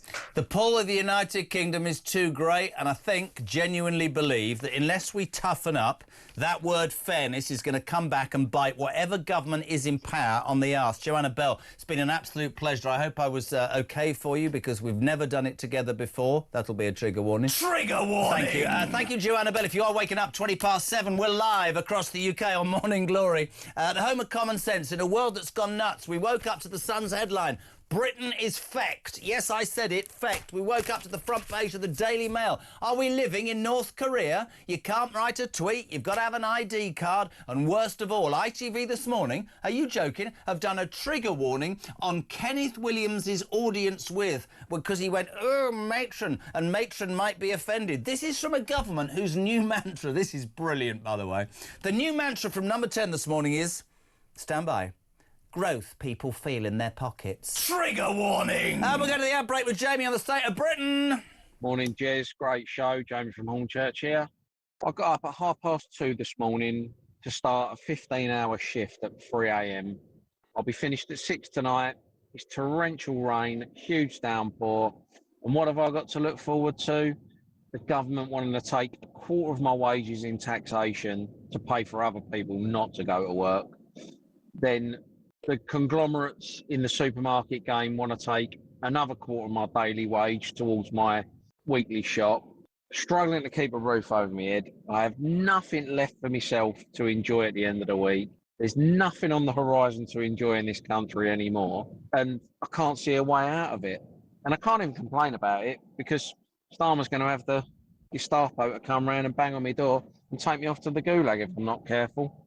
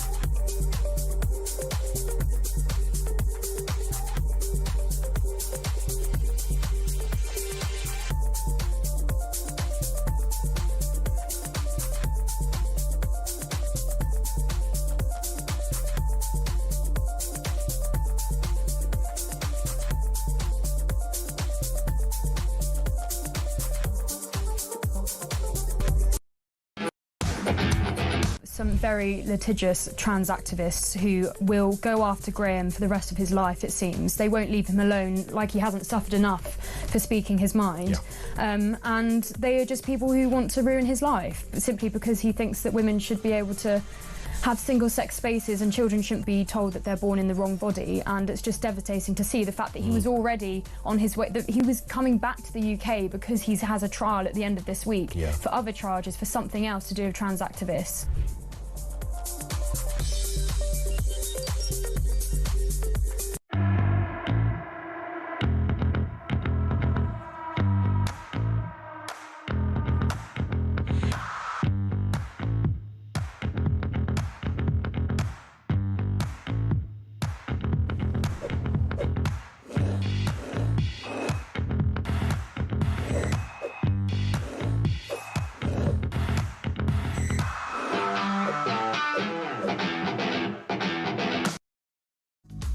across the UK. On DAB+, on your smart speaker, on your smart TV, and on your side. This is Talk. Oh, I've had it now. 7:25, we're live across the UK. Wednesday morning, it's pouring with rain. Britain is fecked. That's the headline in The Sun. And I've just heard something during the ad break, which even I can't get away with. I absolutely give up. I've now heard something. Christian is on the floor. The world's gone barking mad. My beautiful, lovely, wonderful children, Oliver, William, Robin, Kyle, Anne, Iris, Rose, Victoria, are watching this show. Hello, see you later, love you loads. But don't listen to what Daddy's about to say. You are winding me up, but I can't. I don't. Anyway, right, listen. ITV this morning has announced that the Kenneth Williams show, you know, the man that used to go, oh, Mitch, and yes, has a trigger warning. So Trigger warning! Thank you. So we have decided to be respectful this morning. If anything at all is said that is anywhere near the mark, we will be firing that as a warning to you because of the delay. Now, the last time I worked with my next caller, we were so fruity on talking about how you eat a cream egg. Trigger warning! We ended up on Jimmy Kimmel. We say a very good morning to the legend and host of Kinsey Schofield Unfiltered. Strangely, she's called Kinsey Schofield. Hello, darling. I love the trigger warning. This has been my favourite part of your show today. You look like you've just fallen out of bed. Trigger warning! I'm joking. How are you? I'm great. I hope that you are prepared to talk about Meghan Markle's parenting tips now that we know that the wife and kids are watching, because I'd love to know what your wife has to say about some of these Meghan Markle. My wife is the best mother in the world who puts her life into being a mother, which is a much maligned and I don't think appreciated thing. Let's talk about Meghan Markle raising their little princess, how Meghan's parents shaped her. No, this is not what we need to talk about. We need to talk about what Meghan Markle told People magazine, because you are going to lose your breakfast. She gave People magazine some back to school tips. Number one is school tips. Oliver goes back to school tomorrow. Okay, I'm going to write these down. Yeah, write them down. Never underestimate the value of a handwritten note. Scribble something for your little. Never underestimate the thing of a hand. What? The value of a handwritten note, because apparently her children can read. Lily, baby Lily, is apparently so brilliant that she can read mom's handwritten calligraphy. She says, scribble something for your little one and tuck it in their lunchbox. A joke, a little poem. Trigger warning! Your own version of Mad Libs, or just a sentence telling your child what your favorite thing about how much you love them. Who doesn't appreciate being thought of? Are you ready for number two? Hold on a second. So you've got to put a hand job in their lunchbox. Trigger warning! I think she said handwritten note. I don't think that those things, that's a totally different thing here in the United States of America. I think she specifically wants you to put a note in. She looks terrified. I've never seen Schofield look terrified. I'm jesting. Crack on. Okay, so the next one is a backpack surprise. Nestle a sweet something, not suggesting candy, into their backpack. Trigger warning! Friday back to school. The first week can have a lot of big feelings. And trigger warning! No, you see them is so special. Try a tiny pack of stickers, a funny photo of your family, or an unexpected surprise like something you used to find in a Cracker Jack box. All right. What, a dirty joke? No. Oh, what Cracker Jack boxes were you buying? Okay, we've moved on to our lunch boxes, JK. Trigger warning! Your kids are like mine. You can't say. You want to know about America and the United Kingdom. Do you know what a lunchbox is in the United Kingdom? Wait. Trigger warning! Megan should know this. She used to live there. Okay, she shouldn't have said that. Okay, so there's a couple of things in America, like fanny pack. You can't say in England. And in England, I'm going to be respectful to you. My children are watching. It's 7:29. A lunchbox, Kinsey, is my gosh. A man's tackle. Oh my goodness. Okay, well, she says if your kids are like mine, they love breakfast for dinner, just as I did when I was young. And she says you should swap out a sandwich for waffles or pancakes. You can use the frozen ones, a mini packet or scoop of jam. She's got to throw the jam in there, JK. Some bacon and hard-boiled eggs with salt. That's going to smell lovely. You can have fun with this and decorate the lunch boxes in unique ways every day. But if there's no time, just a novelty breakfast for lunch. She also says, when in doubt, a few flour sprinkles are fun too. Archie's gonna get his butt kicked. If she's adding flour sprinkles to this child's lunchbox, thoughts and prayers should be to this little boy who's got this over-the-top mom. Can I just, the thing about her on a serious note, let's just take a minute here. It's one of the things that comes from doing a show like this is you get to see all these sorts of people. She is so unauthentic. She tries so hard. You almost want somebody to go to her and go, listen, love, seriously, this is me being really honest. This isn't even personal.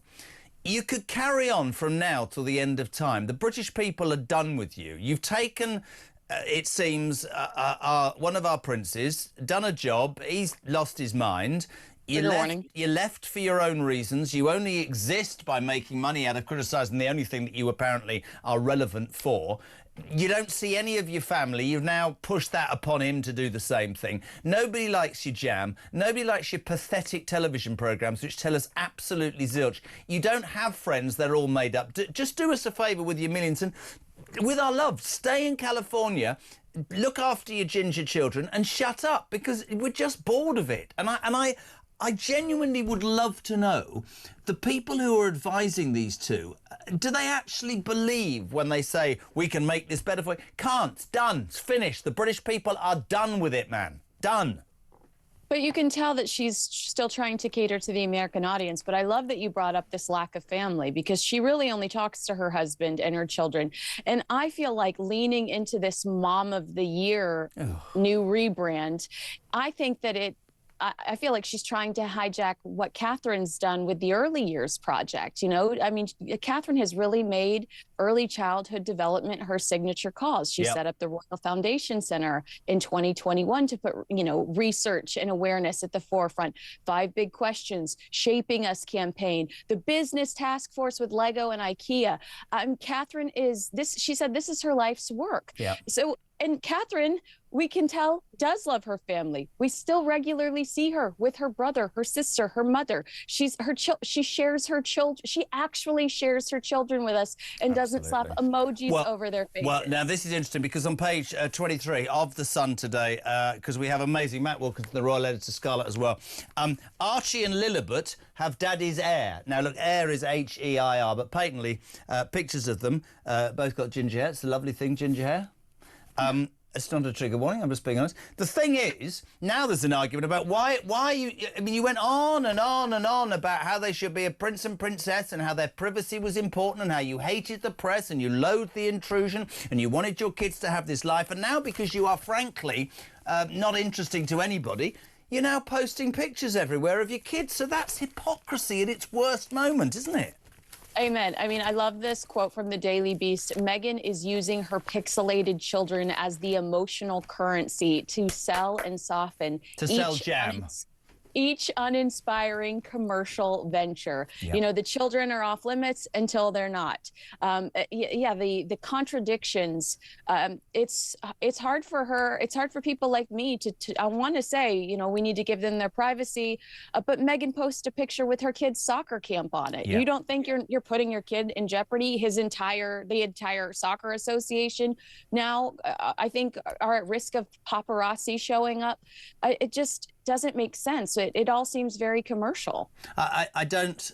Look, some people... It's really interesting, because when we do a section with you and we talk about Meghan Markle, people will text and they go, oh, my God, and yet the audience just spikes, because... You know, we also have to put it in the context of where both our countries are. I mean, we're on our backside. I mean, we literally can't say boo to a goose. You can't have a tweet and an opinion. Nobody's got any money. They're going to tax us to the end of our lives. The front headline of The Sun today is Britain is fecked, right? And you read this sort of... these stories about this woman who has never really worked. I mean, OK, she was in Suits, but to me, the whole thing's orchestrated. She's plans everything that she says and does. There's an issue about it. I don't think there's anything authentic about her. And British people just go, yeah, whatever, love, not really interested. And somebody said to me the other day, you know, oh, their marriage is in trouble, he'll come back. I don't know whether it is, but I'm frank, it's boring, but it's also, it's fascinating at the same time. Do you know what I mean by that? It's either of them, really. I do agree, because you can't imagine giving up this gorgeous life of service that they had to beg people to buy your alcohol, like to Or show jam. booze. Or jam. You know, they had this incredible, they were really making an impact, and there was all of the opportunity in the world to make the world a better place, or to at least leave it better than the way you found it. And that's, and today we're talking about Meghan shutting down her influencer page and things like this. It's like, what a life you gave up. Yeah. And for what? To chase a dollar? No, thank you. It's what time in the morning is it in Los Angeles? It's 11:30 p.m. and in 30 minutes, The Summer I Turned Pretty's new episode drops on Amazon Prime. So I'm up excited to watch the latest episode. So you basically agreed to this because you're up anyway. Victoria is watching. My two beautiful children, Oliver and Iris. What would you like to send it? What do you think she should put in her backpacks for Oliver's school tomorrow? Just a note saying, do your own work and concentrate. Olive juice. Olive juice. Right. Okay. It means I love you. Olive juice. I love you. Oh, so sweet. We missed you. You coming over? What are you doing? Yeah, I will see you in October. Oh, right. Can I go on your show again? Yes, I'd love to have you. We did it for... Pardon? Oh, sorry. Could you... Sorry. Trigger warning. Yes, I don't see you'd like to... We did it outside, didn't we? And we couldn't do it warning. outside. Couldn't do it outside today. Too rainy. It was very windy, and as we did it, your hair was blowing everywhere, wasn't it? Your wife is watching. She loves it. Trigger warning.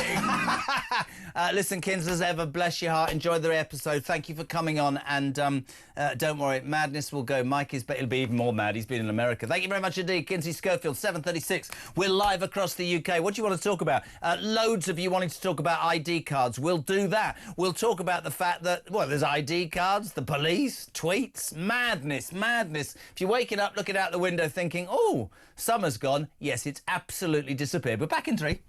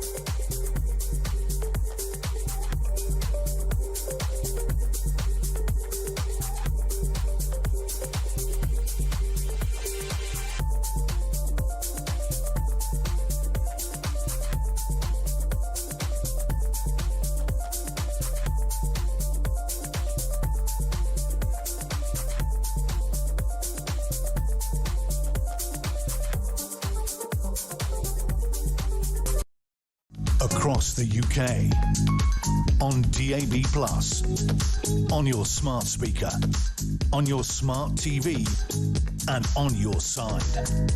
This is Talk. Never, ever eat a digested biscuit without a cup of tea when you're coming back on air. 20 to 8, we're live across the UK. My mouth now sounds like a parrot's cage, to be honest with you, but there you go. Loads and loads going on this morning. Wherever you're watching the United Kingdom, we want you to be part of it. Can I just read some of these texts? There's so many of them very quickly. Hello to Gren. She has only fools and horses had a trigger warning for the past few years, saying some comments might not fall in line with today's values. This is the story the Sun are reporting today. ITV I put a trigger warning up for an audience with Kenneth Williams because it might go against the way the world thinks now. The world's gone barking mad. Pete Bromley, good morning. Can you keep playing that WhatsApp voice message of the guy that got up at 3 a.m. to do a 15-hour shift? Because for me, it absolutely says everything. Can we play that again? Have we got it? Have we got it? No, we will get it. All right, Steve, morning, Jez. I was a cop from 83 through to 2013. I was so proud of what I did and the reasons I did the job, and I locked up villains and protected the public. I'm now totally ashamed of the police service that I see and loved and the way it's being run. I do blame senior officers, crime commissioners and successive useless governments. Finally, Tom Stewart. Good morning, team. Apparently, I'm a far-right self-employed man that's on my way to work. I won't finish until 9 p.m. tonight. I'm fed up of this useless government and I'm literally lost for words. I've joined Reform and I'm at the conference on Friday for the weekend. Looking forward to seeing you in Birmingham, Jez. The country is on its knees and we've literally lost the plot as a nation. By the way, you might have to do a trigger warning because it's doing my head in. Tom Stewart, Morpeth in Northumberland. Speaking, I suspect, as many people feel. We'll do some texts as well on ID cards, but we're happy to say a very good morning, delighted to say a very good morning to Jamie Jenkins, a political and economic commentator. Jamie, good morning. Good morning, Jeremy. I think you need a trigger warning every time you talk about government policy these days. Well, I've done it. And don't come on here, right? Don't come on here, baldy. Trigger. I'm joking. Trigger warning. Listen, it's great to have you here, mate. We've been having a bit of a laugh because if you do genuinely look at what's happening in this country, and I thought the Mail had it spot on today, nervy bond market spike again as PM hires raft of high-tax fanatics, ID card threats, arresting, the Father Ted Writer for daring to have an opinion. Genuinely, usually, Jamie, you would have situations in political circles and in cycles where people go, oh, we've had enough. This is going from bad to worse. Let's talk with you, if we can, please, about the story that's going around. And there is real alarm about the financial implications of this government. Borrowing at its highest rate in 27 years. People are making analogies with Liz Truss, who didn't do as badly and was ousted. And many people believe that we are heading towards a cap-in-hand moment with the International Monetary Fund. What's your take on all of this, Jamie?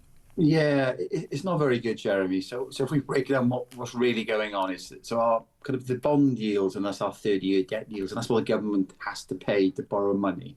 Now they are those massive 30-year highs, as you've discussed there, and what that means pretty much is the financial markets are losing confidence in the government policy. So we've got the highest cost of borrowing in the G7. Inflation's higher in the G7. It's more than double what we've got in kind of the likes of Germany. And if you think about what we currently borrow, Jeremy, over 100 billion a year is borrowed because we have to pay debt interest. So, and our total national debt, this is just, a stark number, is 2.87 trillion pounds. That's what not just this government, but the last governments over many, many years, just borrowing. We very rarely pay anything back there, Jeremy. So it's 2.87 trillion. What does that mean in numbers? So that's 58,000 per person. If we take the children out, because obviously they don't generate any money themselves generally, it's £58,000 per person. And the government solution, with this kind of cost of borrowing going up and the debt interest going up, is normally, right, the Labour government will tax more. But what tax does is it just stifles the economy. So we're in a bit of a mess, well, probably a big mess, actually.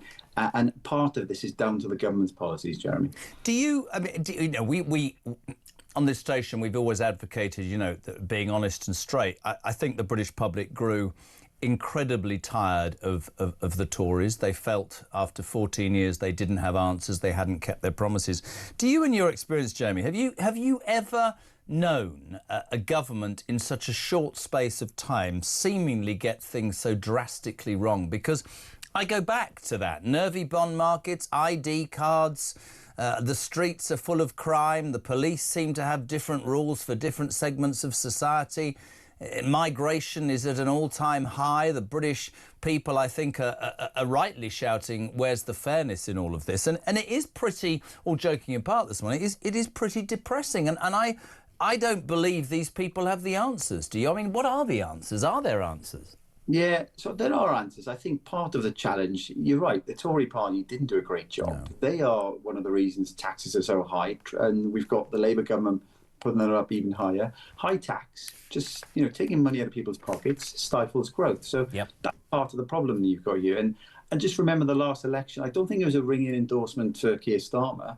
the number of votes he got was lower, I think, than what Jeremy Corbyn got. Absolutely true, 34%. Absolutely, Corbyn got more than that. You're right. Yeah, so it's not a ringing endorsement. It was pretty much people were fed up of the Tories, so it was more a protest vote to get them out, which is interesting why Reform are doing so well quite quickly in the polls, from a party coming from nowhere about 5 years ago. So can we fix this? I think we can, but the difficulty you have with governments, Jeremy, and Rachel Reeves is a good example, when you start off on a path, politicians don't like to admit they're doing things wrong. So she's unlikely to change things. And maybe that's why Keir Starmer this week has now put some more economic advisors in number 10 to start wrestling back a bit of economic control from the government. But I mean, look, you're younger than me. I'm very, very old. I genuinely believe, hand on heart, that this government, like successive Labour governments, has one policy and one policy over, which is to tax people who've been successful to whatever degree and spread that out amongst their union mates. It used to be amongst, the working classes because they cared about the working people. I don't think they do. I think they're hypocrites. Truth of the matter is, if you look back in history, we always end up in a financially bad time. It's difficult as well, isn't it? When you listen to that, almost 3 trillion in debt. It just doesn't even make sense. I liked your analogy, though. £58,000 per person were in debt, and the government's idea is to charge us more tax to pay for the money that they owe on us. And at a point, they came in and they talked about growth. They've done everything to stunt growth, in my humble opinion, Jamie. Just to sum up, what's your view of this country right now? We've woken up to the sun saying Britain's fact. We've talked about ID cards and free speech. Do you feel desperate like me, or are you fighting back? What are you thinking? Well, it's a desperate kind of situation. The ID cards, Jeremy, part of the rationale for that is because all the small boat migrants are coming over. Just stop the small boat migrants. Don't need to. Will it? But they throw their passports in the sea. What? Exactly. I mean, I don't think we should be trying to police the British population. I think we should be trying to do something about the people who are getting here illegally that we don't vet. We don't know who they are. Look at those pictures on screen right now. And I'd stop giving £500 million to the French, who've done absolutely nothing. But listen, that's another story, mate. We really appreciate you being on. We didn't need a trigger warning. You've been the most professional person all morning, Jamie Jenkins. Thank you. Just gone quarter to 8. Very quickly, I'm going to Staffordshire. Vernon, you're on Morning Glory. You got 2 minutes, kiddo. What you got? Greetings, Mr. Kyle. Just been speaking to a friend of mine. Just got out of the pool in Dubai. High net worth individual that's left this country. He said, Vernon, how is it? I said, it's magnificent. It's raining. I'm on my way to Doncaster and I'm broke. But other than that, let's talk about ID cards. Pre-COVID, Jeremy, I would have said no problem. Since COVID, it's all been about controlling people and what they do. And I don't trust the government. I don't trust them with my children's dinner money. It's a horrific time, Jeremy, and I think we're just starting the abyss. I think it's a dreadful, dreadful time. Brilliant. And I'm an entrepreneur. I'm up at 3 in the morning. I'm leaving at 4 every morning, knocking on people's doors just to hand over my money to pay for the guests that live in 5-star hotels. I have never been so disillusioned in my life, Jeremy. And you know what, you listen to me, Vernon. You know what? Absolutely. We had Jamie. We'll play that in a minute as well, a voice now. I completely and utterly believe what you're saying, share what you're feeling.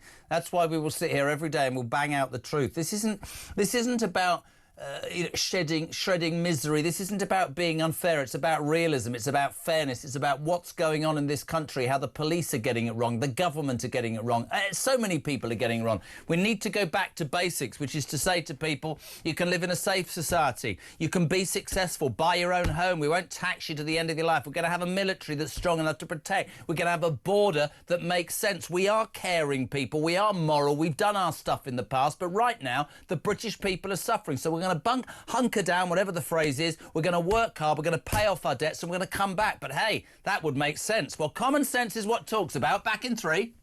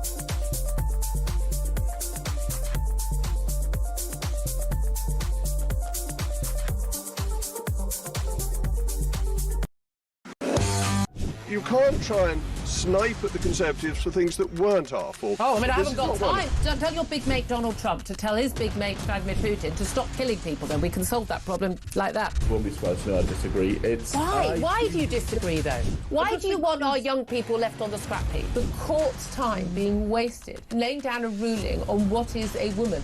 You and I have been speaking for far too many years about And this. actually, you know, I'm very grateful to you too, because you have always covered this topic.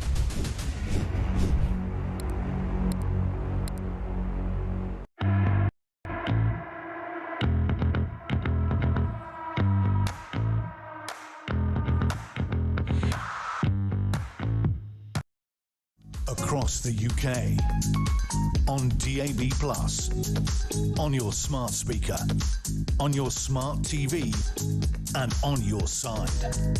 This is Talk. Oh, I'm having such fun. This is Morning Glory. JK for MG's back tomorrow morning. Thank you for tuning in on this wet Wednesday. If you want to be part of the debate, 0344 419 1000, text to 87222. Loads of you getting involved. Teresa, Jez, shouldn't the government statement you should feel a growth in your pocket? I can't believe it, she said. We've got a trigger warning all morning. I don't want to offend anybody. I promise you the new mantra from number 10 is growth people feel in their pocket. Trigger warning! Nice. Jez, Carl from up north. It's taken to the point now where people who listen to this show are so offended by anybody in the M25 bubble, the politicians who haven't been north of Watford Bleeding Gap. ID cards are will not stop the boats. Maureen in Stamford. Why would all citizens have to be issued with an ID card when British citizens are already issued with an NI card? Good morning, Jez. Hard to police this national ID card. People these days change their gender like they change their socks. Yeah, I'm not getting involved in that. I'm joking. Kate's on the Wirral. That's the posh part on the Wirral. If you've been north, that's where people get out the bath to have a wee. We have ID cards. They're called driving licences, or failing that, a passport. Surely, Jez, the only people that need an ID card are those that can't prove their ID, those that ditched theirs in the sea. That might make them think twice. Kev, he's called Kev Mears from Shropshire. Jeremy, you've fallen for it. In my area, where I had a... What? We had a glass and window repair company that used to pay crooks to go out at night and break windows, thus creating work. Point being, with digital ID, which Blair has been trying to get in for decades, how do you get that in? Create a crisis like migrants crossing the channel, then persuade the country we need... Listen, Kev, I know times are bad. I'm not personally one for conspiratorial theories, but it is your right in a free world. Ian. As an ex-cop... What's happened to me now? As an ex-cop, the worst thing that the Conservatives and Liberal government did under Cameron was to introduce crime commissioners who have destroyed Sir Robert Peel's police force. And also Alan from Petersfield. Glad the police weren't holding their large truncheons when they arrested... Trigger warning! See, you can't say large truncheon or big shiny helmet. That would be unacceptable. We apologise if anybody's offended. Very quickly, though, Steve on trigger warnings. Go. Morning, Jezza. Steve from Northamptonshire. Can we get a trigger warning for a trigger warning? Because that's what this country is coming to, mate. Cheers, bud. Keep up the good work. Couldn't agree more. 5 to 8 after the news. Esther McVeigh, who used to be, of course, the Minister for Common Sense. Couldn't love this woman. Got invited to a wedding but couldn't go. That's another story. The editor of Mouthy Money... and he's the first person I've ever interviewed called Edmund, which immediately makes me think of Blackadder. Edmund Greaves, a very good morning. Welcome to Morning Glory. Good morning, Jeremy. Slight satellite delay there. I do apologise, my friend. We've got you on to discuss from Mouthy Money this extraordinary story, and I don't know where I stand on this morning. That actually people are... We're going to head towards a cashless society. Fewer than half of Britons now carry cash. Everything's digital. People don't have wallets. I'm old-fashioned. I like cash. I still write letters. I'm a bit old-fashioned. Am I out with the arc? Am I gone? I think the topic of cash is such an emotional issue, particularly because it's kind of, that... And the government, this is why the government's talking about growth in your pocket kind of thing. It's that old money in your pocket story, and having the sovereign on the banknote and all that kind of stuff. But I think there is that emotional discussion, but then in the practical sense of what we're seeing day to day is people just aren't really using it that much. Cash usage has plummeted all the way up to the pandemic. It firmed up a little bit after the pandemic, but as this stats show today from Link, less than half of people are carrying a physical wallet when they go out and about. Do you think that's sad or not? Do you think that's sad? I'm indifferent. I don't use cash. I mean, the only time I use cash is when I have to go to a barber who doesn't take anything but cash, basically. But that's not really a barber. That's a front for extorting. I'm joking. Listen, here's my opinion as an old man. You're much younger than me.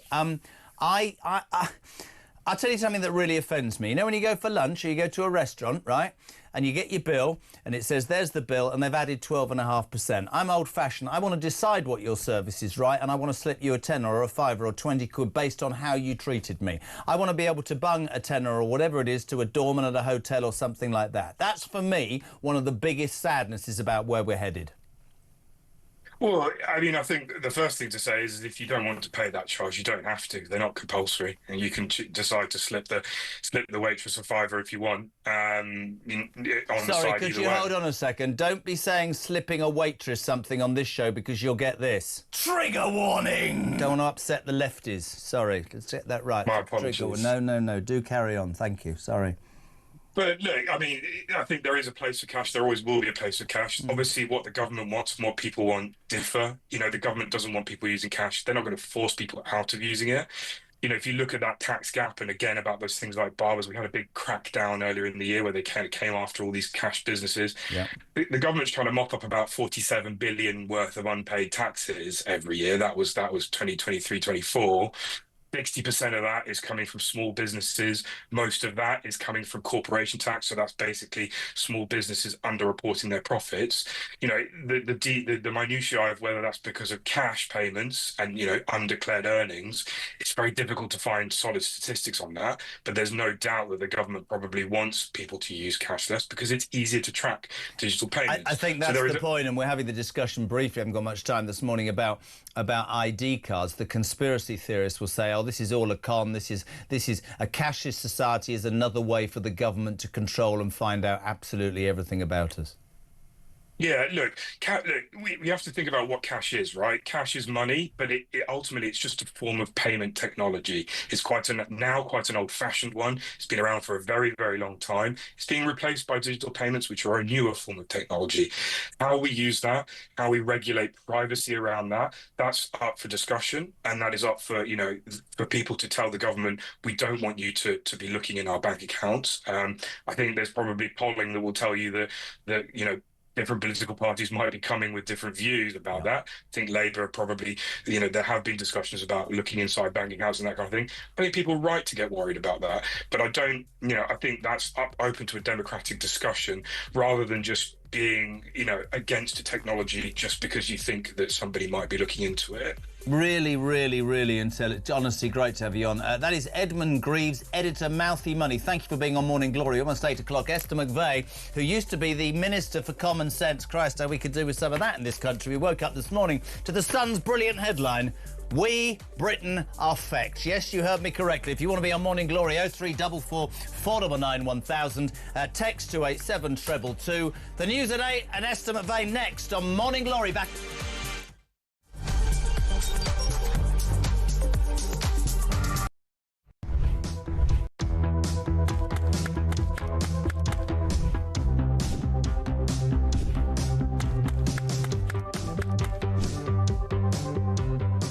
Is it transphobic to say only women have a cervix? Well, it is something that shouldn't be said. It is not right. A woman is an adult female, and the court has made that absolutely clear. I actually welcome the judgment because I think it gives real clarity. It allows those that have got to draw up guidance to be really clear about what that guidance should say.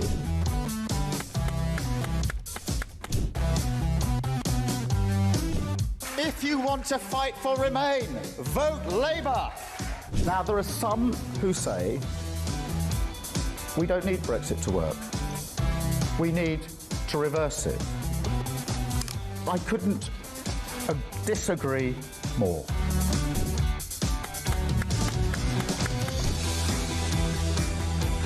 day after day, there are new allegations of sleaze, of favours, of privileged access. And it's all very well the Prime Minister saying, well, say now, well, I'm paying for it. You've decided to repay £6,000 worth of gifts. Lord Ali is facing an investigation. I wonder how concerned you are that your biggest donor was not fully transparent. Are you saying you made a mistake? It was right for me to make those repayments. Thank you.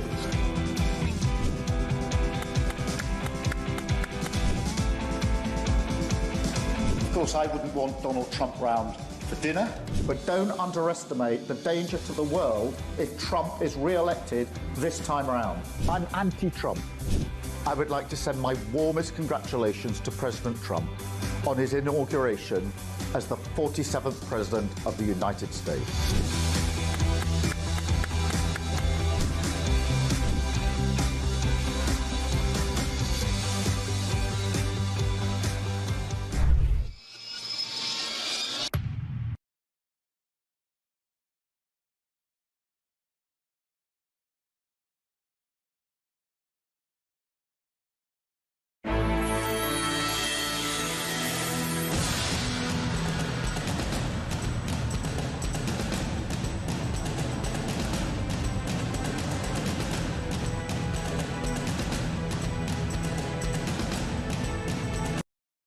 Across the UK, on DAB+, on your smart speaker, on your smart TV, and on your side.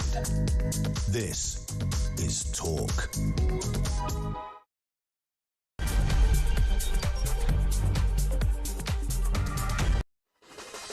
Oh my God, hour 3. Welcome back. We're live across the United Kingdom. JK for MG for one more morning. You lucky people. He's in the air. He's on the way. We've bunged him into a plane over the air, over the Atlantic. He's on his way. But thank you for tuning in. We're having a morning. We woke up to the headline in the Sun that Britain, yes, is fecked. Completely and utterly fecked. In fact, to the point where even the Mail, that I'm not a massive fan of, when did Britain become North Bleeding Korea? Graham Linehan, the writer of Father Ted, arrested on Monday when he got off a plane from Arizona by 5 armed cops, simply for a tweet. And yet, as somebody says here, Matt in Derby, so the Met will not pursue kneecap for his comments about killing your MP, but will arrest a comedian over a tweet with armed police. Two-tier justice, two-tier government, two-tier policing. We are on our backsides. If you want to be part of the debate this morning, 0344 499 1000. Text to 87222. Lose the music because I want to warn our next guest because I wanted to behave professionally. We also woke up to the news that ITV, she's been on ITV with me many times, has issued a trigger warning this morning against Kenneth Williams' audience with, because Kenneth Williams, of course, was a grotesquely outrageous, innuendo-ridden whatever.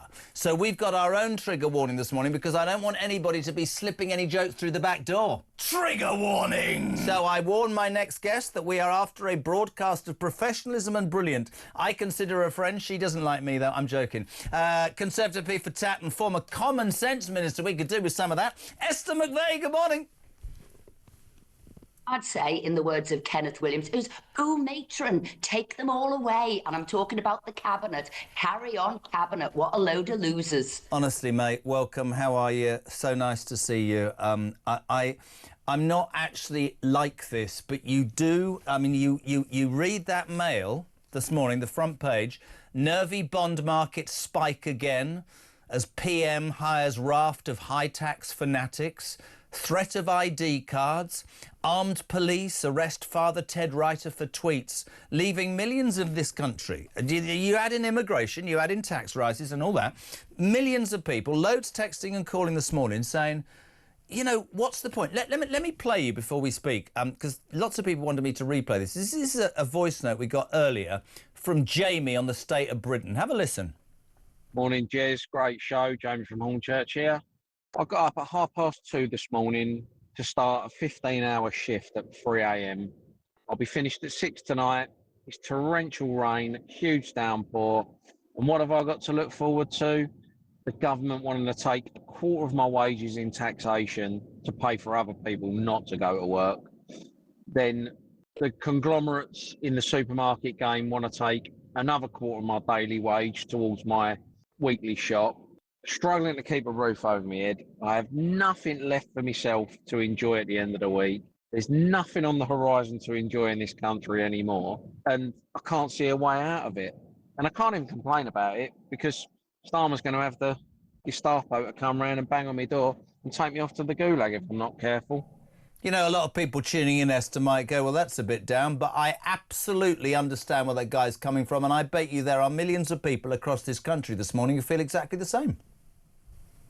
His words there, I can't seem to find a way out of it, or I can't see a way out of it. And I think that is the most depressing point. I mean, people voted in a new government a year ago because they'd promised change. They were going to smash the gangs. They were going to bring in growth. So they'd come in on all of these promises, and they cannot deliver. So the net is closing in on this hugely incompetent government. And what are they doing? They're not actually trying to solve the problems. They never had a plan to solve the problems. As you say, the only plan they've got, they're stuck in one gear, which is taxation. But the other thing that they're now doing is turning into an increasingly authoritarian government. So whilst they've lost control, they don't have answers, they don't have laws, they don't know what to do, they're now applying unnecessary pressure on the law-abiding citizens. And that's why your caller, as you, me, and everybody up and down the country is saying, we've never felt so depressed because we've never had such an awful government in our entire history who are now going after us all one by one. ID cards, extra taxation, stopping freedom of speech. This government has to go. And the good news is there is plotting in Westminster. There are people now, because all of the Labour MPs, literally all of them, cannot stand Starmer and they want him gone. Plotting is already rife in the corridors of Westminster. So much to ask you. I can't imagine that there's plotting in the corridors of Manchester. What in Westminster. What a shocking thought. So he comes out yesterday on his 63rd birthday. Well, I didn't say he comes out. That's not a trigger warning. I didn't mean that. And says basically, you know, I think the Met Police are, you need to be concentrating on crime. Despite the fact that the London mayor and he, as a Prime Minister, have done nothing to combat crime, no more police on the streets. I thought, Esther McVeigh, maybe I'm wrong, you've worked at the high echelons of government, that a government can instigate laws and put them on the statute book by passing bills in the House of Commons. So if you want to do something about the madness that's happened to our police, why are you not putting it on the statute book? The things that happened like yesterday are completely and utterly unacceptable. So if he wanted to put things on the statute book, just like if he wanted to remove things which are law currently, like the Human Rights Act and as being part of the ECHR, he could do.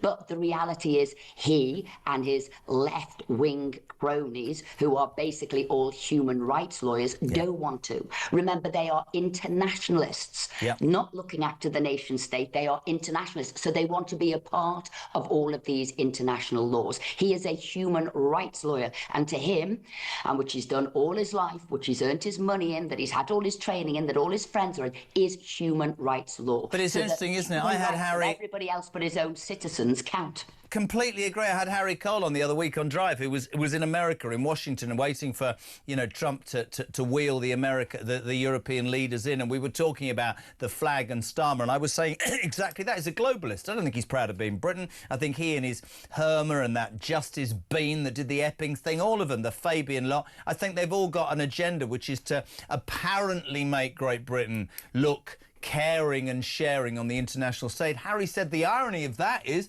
America's laughing at us. They're laughing at us over free speech. They're laughing at us over immigration. They're laughing at the way that we treat people. It comes to something when the Vice President of the United States, J.D. Vance, can come out and talk about how appalling it is that systems are being controlled, what they say and what they do, and you don't hear from your government. The other thing is as well, we can go on and on about ideology. What about, you know, the fact that, and I don't mean to be disrespectful to Richard III, but patently the Chancellor has already been sidelined, judging by the fact that all these high taxation people have been moved into number 10 by Starmer.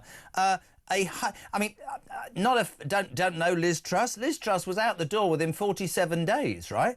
We are approaching the highest borrowing costs in 27 years. There's no doubt Rachel Thieves is going to have to go on bended knee to the IMF. I was not a fan of your party at the end. You know that. We've talked about it. I thought it was wrong at the end. But we weren't financially in this position a year ago, and the Tories weren't being listened to by the British people. I'd love there to be an election tomorrow. It'd be fascinating, wouldn't it? Rachel Reeves is completely out of her depth. Now, if there's one thing you could say about Rishi Sunak, he knew his finances and he wasn't out of his depth. He brought inflation from like 11% back down to 1.9%. But that aside, Rachel Reeves hasn't a Scooby-Doo what she is doing.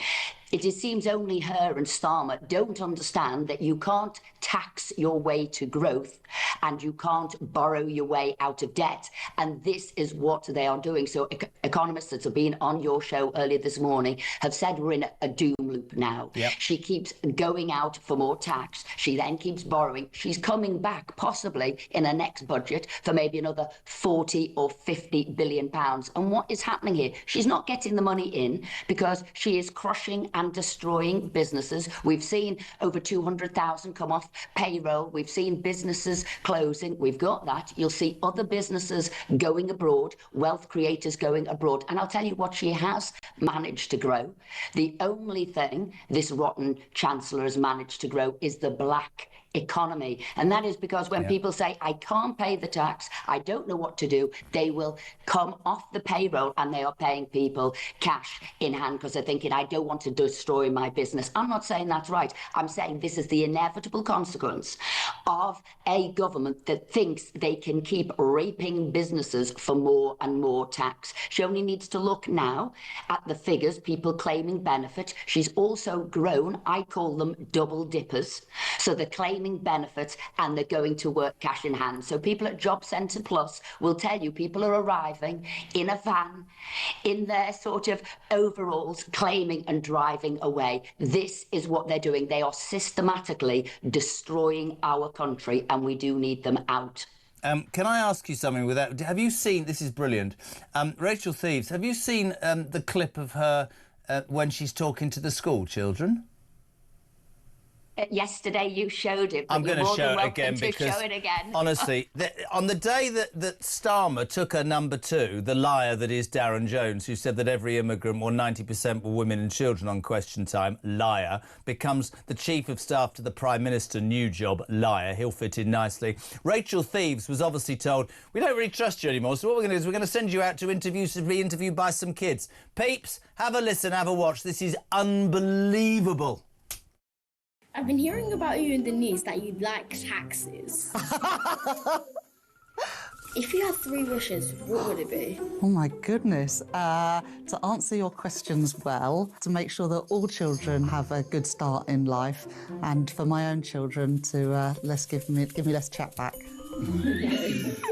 I don't think that third one's going to come true. If you could have another job, what would that be? Oh, well, what I'd really like to be is Beyonce, but I don't think I'm ever going to be Beyonce.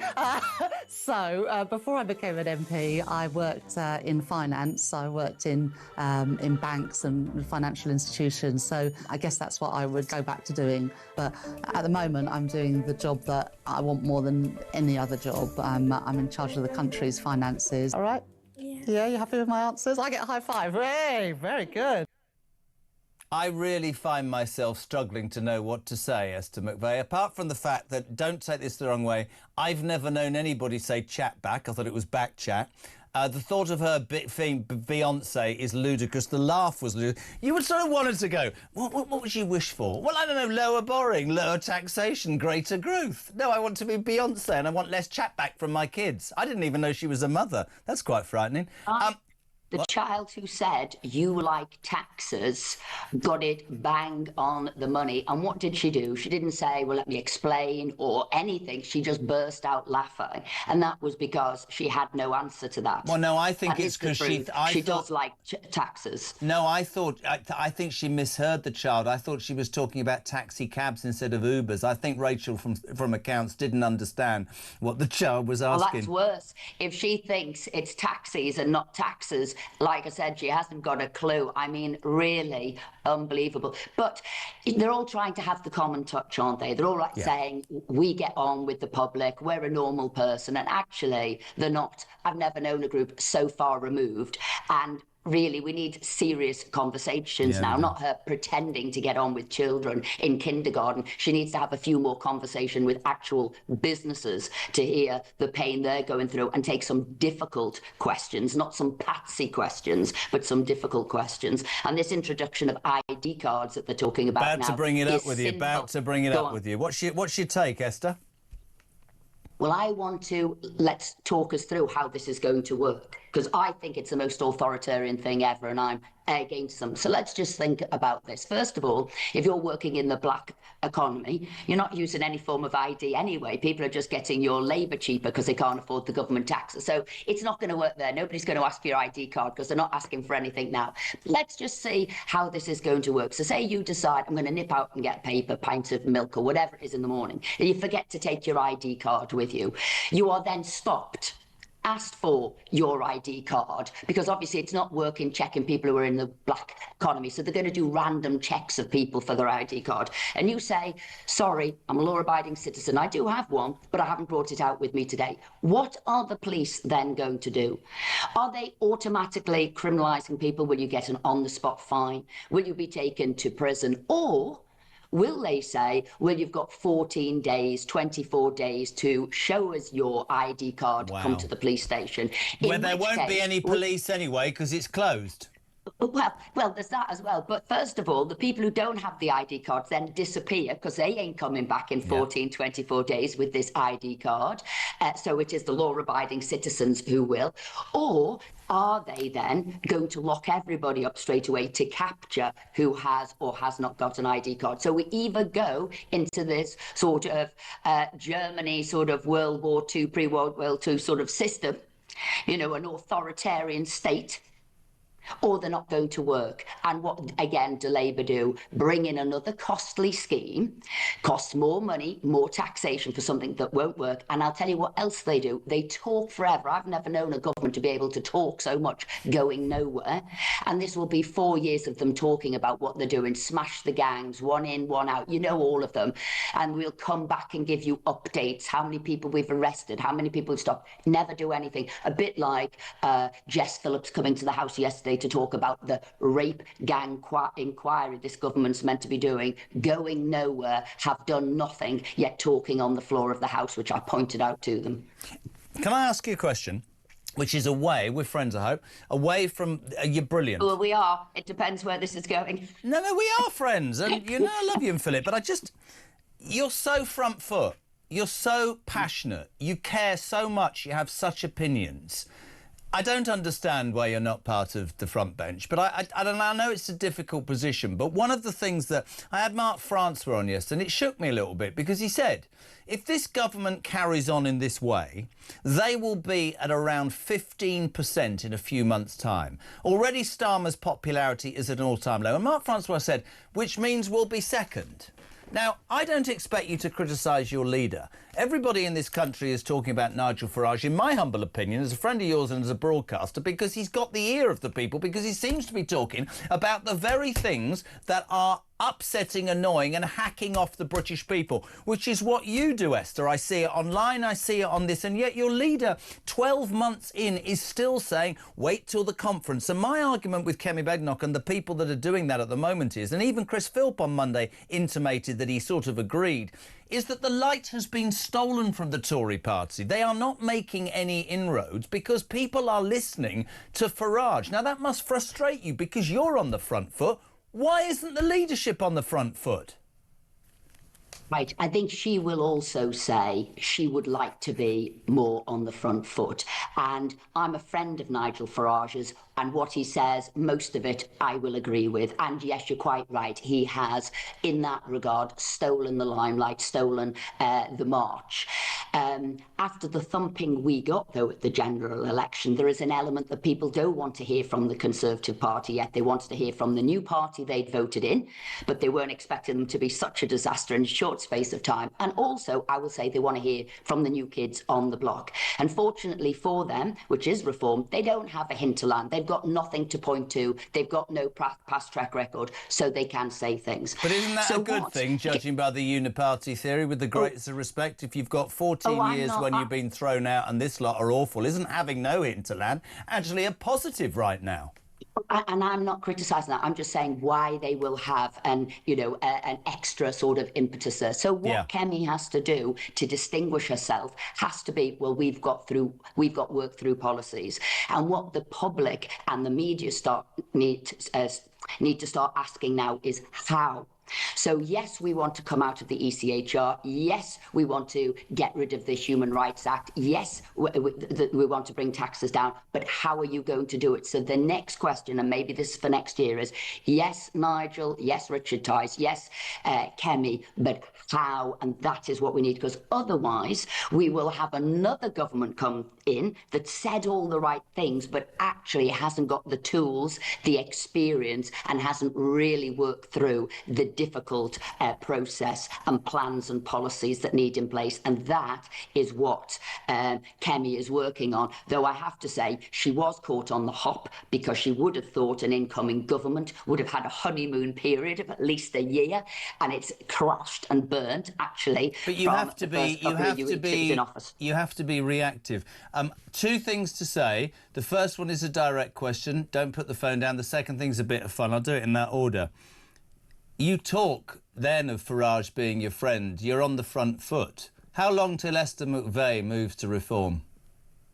I am a Conservative, and what I need my party to be is more Conservative. What if it doesn't? What if it doesn't and reform takes the ground? Can Esther McVey in 6 months or a year go, hold on a second, like Jeremy, right? I was brought up on low taxation, strong borders, strong military, and crime on the streets being dealt with, but a straight and an honest police force. In 12 months' time, if Badenoch doesn't make the necessary changes, this country continues to slide downwards. And if Nigel Farage, no hinterland and no business experience, well, political experience, is still talking and leading in the polls, why wouldn't somebody with your abilities, with your communication skills, and when you talk almost exactly what Reform is saying, you surely would be thinking about it?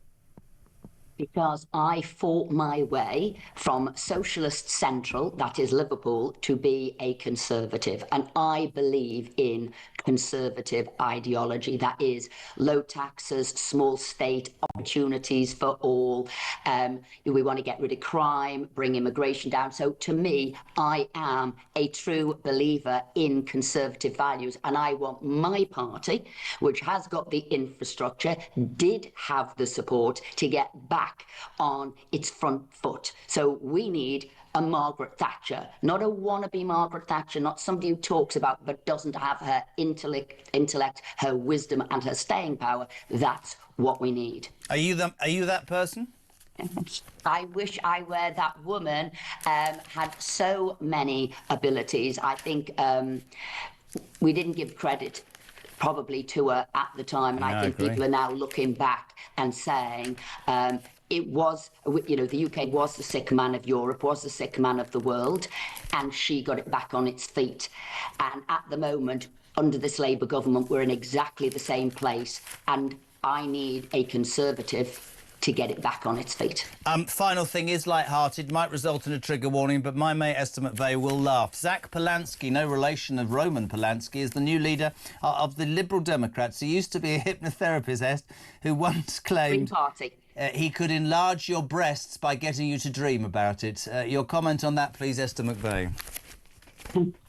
Well, I read that and I did burst out laughing, because obviously he couldn't do it at all, but obviously he made people think, their boobs were bigger, as it were. Don't look into my eyes, not into my eyes, look into my chest, exactly. All around my chest. So I think what he's done to win the leadership of the Greens there is do exactly the same thing. He must have hoodwinked them, he must have hypnotised them, and obviously got them to vote. That could be the only way. And he must have done that look into my eyes to get the vote, because I tell you, he seems like one scary individual to me. I agree. He probably hypnotised 20,000 of them, promised bigger boobs, and they all voted for him. We love you, Es. My regards.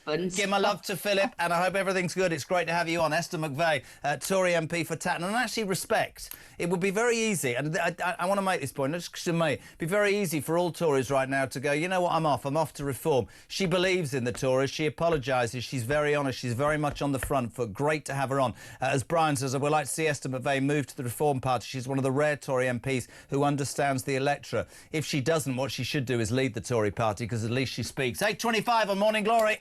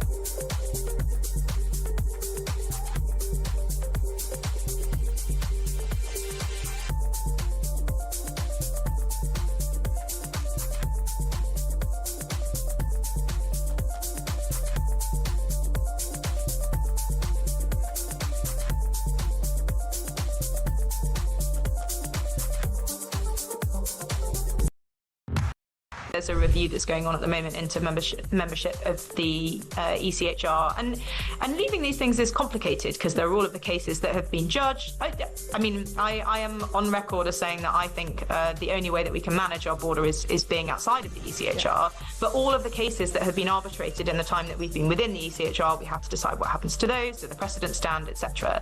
So put some lawyers in a room for 2 weeks. I'm sure they could work it out.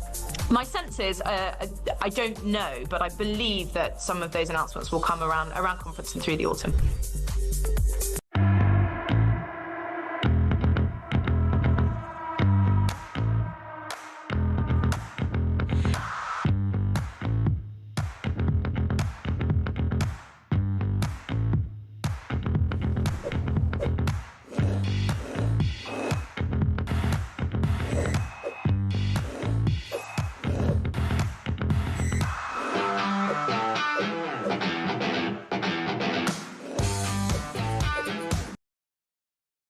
Across the UK, on DAB+, on your smart speaker, on your smart TV, and on your side.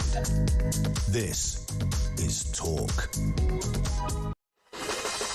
Good morning again, my friends. 8:30, we're live across the United Kingdom. Morning glory with JK, but don't worry, my darlings, only one more day. MG in the air, we got him on, passed out. He'll be here tomorrow morning, 6 o'clock. Listen, great involvement with you today. I just want to read you something before we go on, OK? Calls on 0344 499 1000, your voice notes. This is from Ernie. We've talked today, you know, the front of the Sun. Britain is fecked. Are we turning into North Korea? ID cards, a government that seems to wipe the backside of migrants and sod the population. You can't write a tweet without being arrested, and yet a pop group can go on, stand on stage on the BBC and say death to the IDF. Ernie says, listen to this, Jez, about ID cards. My granddaughter is a single mum to 2 young boys. She works part-time during school hours. Her car broke down recently. She couldn't get to work or take the boys to school. She couldn't afford the repairs, so I, as her granddad, sent money to her bank to pay for it because she's also on a small amount of benefits. Now, turns out the government obviously has access to her bank account. She was phoned up 24 hours later and asked, where has the money come from? She told them that's classed as income. She told them, they said that's classed as income, and they stopped it out of her next benefits check. So now he says, if I want to help my granddaughter because I'm retired and I want to look after her, I am going to have to give her cash. That, in my opinion, says Ernie, is why they want a cashless society. ID cards have kicked off this morning as well. Do you believe or not? Gaz? Trigger warning! Morning, Jez. Gaz from Bolton. Just about these ID cards. We've already got a national insurance number. We've already got an NHS number. We've already got a driving licence. We've already got a passport.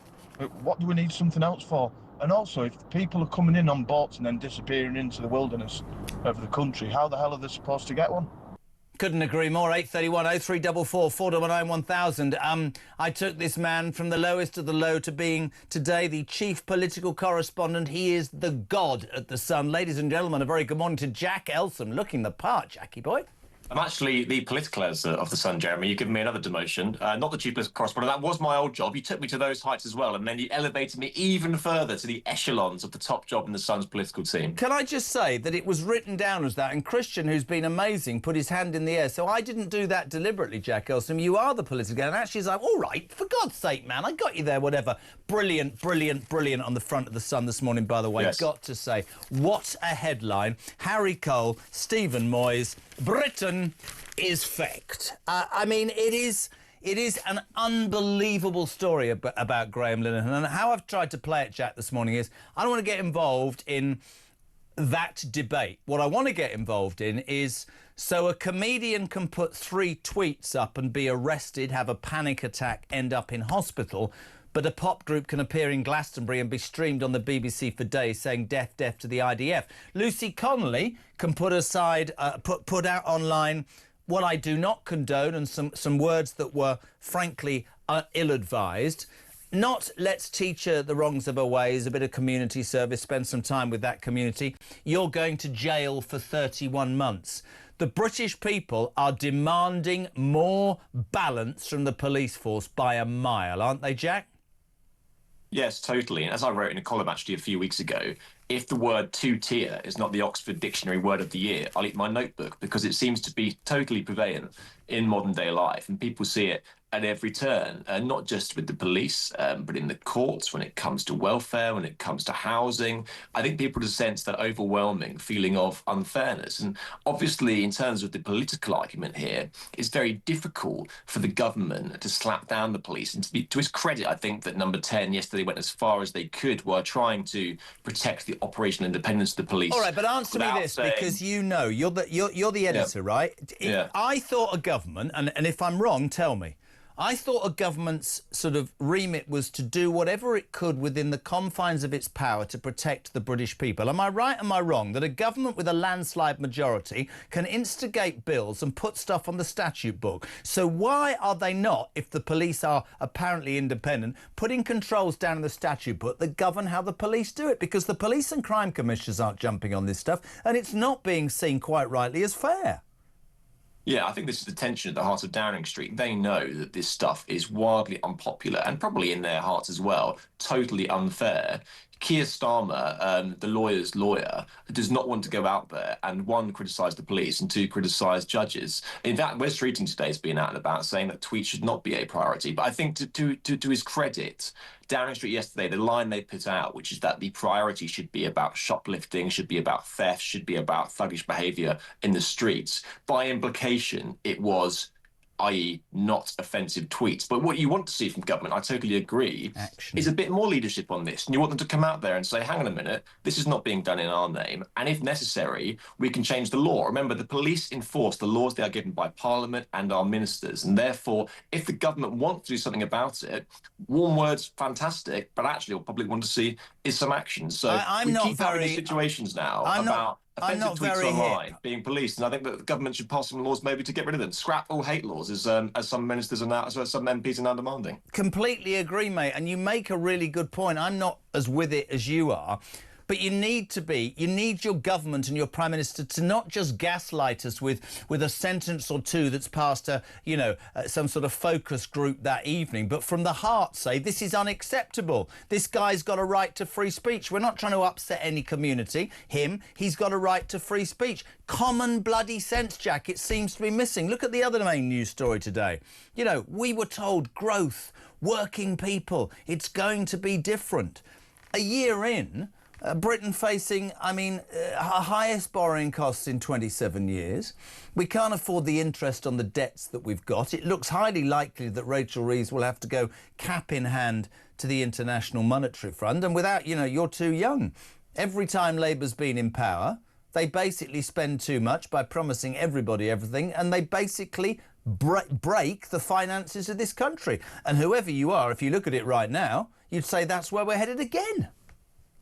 Yeah, well, I'm not old enough to remember 1976 when we went cap in hand to the IMF, but I can remember sort of the last government which left the economy in a pretty sorry state after 2010. But listen, you're totally right, and Rachel Reeves now is in the mother of all pickles because she is in a black hole which some economists estimate to be up to £50 billion.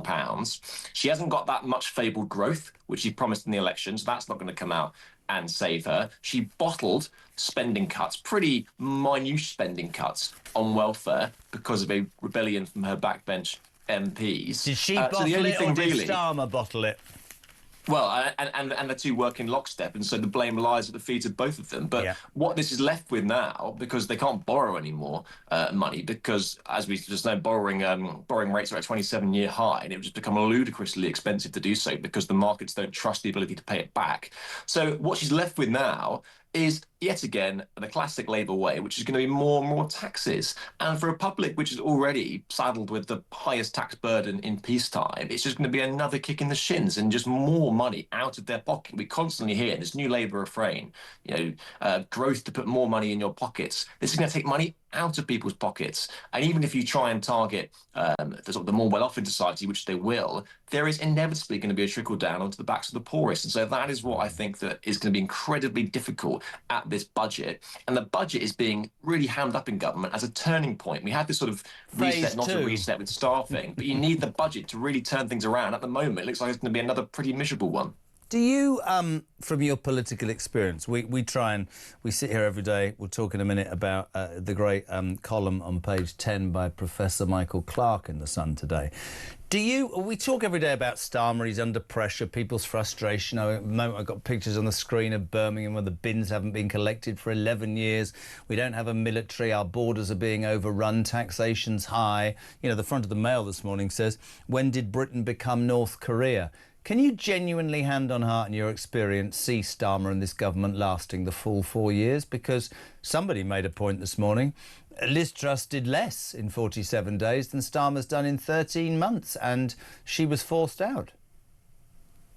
Interestingly, just as I came on this show, I had an email pop up in my inbox from YouGov, the polling agency, and they've done a poll which shows that only a third of Brits currently believe that Keir Starmer will lead the Labour Party into the next general election, and therefore, by implication, will not be Prime Minister by the next general election. Now, I think at the moment, he's obviously incredibly unpopular, and barring the fleeting aberration of Liz Truss, no government has come in and, I think, unravelled so quickly. But it is only a year in. There is time to turn things around, but he needs to start doing it now. And I think that he will quickly find what the Tories found, especially in something like legal migration, where they start off doing incremental things and tiny small steps, and then they realise that nothing works until they get radical, and they left their radical policies right to the last minute and it was too late. Keir Starmer needs to get there now. And at the moment, I think he's falling into the same trap of thinking he can do small and minute changes, and actually they're not making a blind bit of difference. And I think that the public, and many people in Labour now as well, privately, are demanding much proactive, brave, opinionated government that, popular or unpopular, is what you believe in. I don't believe they have it. Very quickly, mate. Great headline, as we say, Britain effect. Professor Michael Clarke, page 10, the column in The Sun today. As Russia, India and China leaders meet, power is draining from the west to the east, but there's good news. They all hate each other. Great article. Yeah, fantastic article by Michael Clarke. I'd urge all listeners to go and read it on the Sun website, because he is probably the doyen of geopolitics right now. That picture, that pretty uncomfortable picture of Modi, Xi, leaders of the two biggest countries in the world, hand in hand with Vladimir Putin, was one to turn the stomach, and pretty scary thought that power is sort of shifting from that US, West, EU, Britain sort of, hegemony over to the east. But as Michael Clarke points out in the column, maybe all is not lost, because the east is very, very fractured still. And even though we have our rows with Europe and the US, we are still quite a good cohesive club and force in the world. Those guys are not. And I think that the power especially will be over India. Former empire member, world's largest democracy, sliding slowly, I think, into the grips of something a bit more towards authoritarianism. But I think that with the right love and care from us in the West, maybe some trade deals along the way, there can be one back. So yeah, it's an interesting argument on page 10. Great, mate. I know how busy you are. Political editor, Christian. God, Jack Elsom. Took him to... Well done, lad. Love the sofa. Thank you very much indeed, Jack Elsom. Get the Sun today. Read it. We're heading to a break. If you want to be part of the debate, 0344 499 1000. This from Monzi, who lives in Hove. Starmer's latest Carry On film should be Carry On kicking the crap out of Britain. He said, by the way, I've just seen our Ange at the town hall in the queue for claiming housing benefits, but I'd like to point out this is a joke because I don't want the Gestapo round. Raymond on the way to the break. Morning, Jeremy. Ray from York. I run a relatively successful small company, and as well as all of the taxes that I pay throughout the year, I've just had to send HMRC £43,000 in corporation tax. Never before have I felt physically sick pressing the send button as I did the other week, because I felt that the money that I'd earned was just going to be wasted on things out of my control.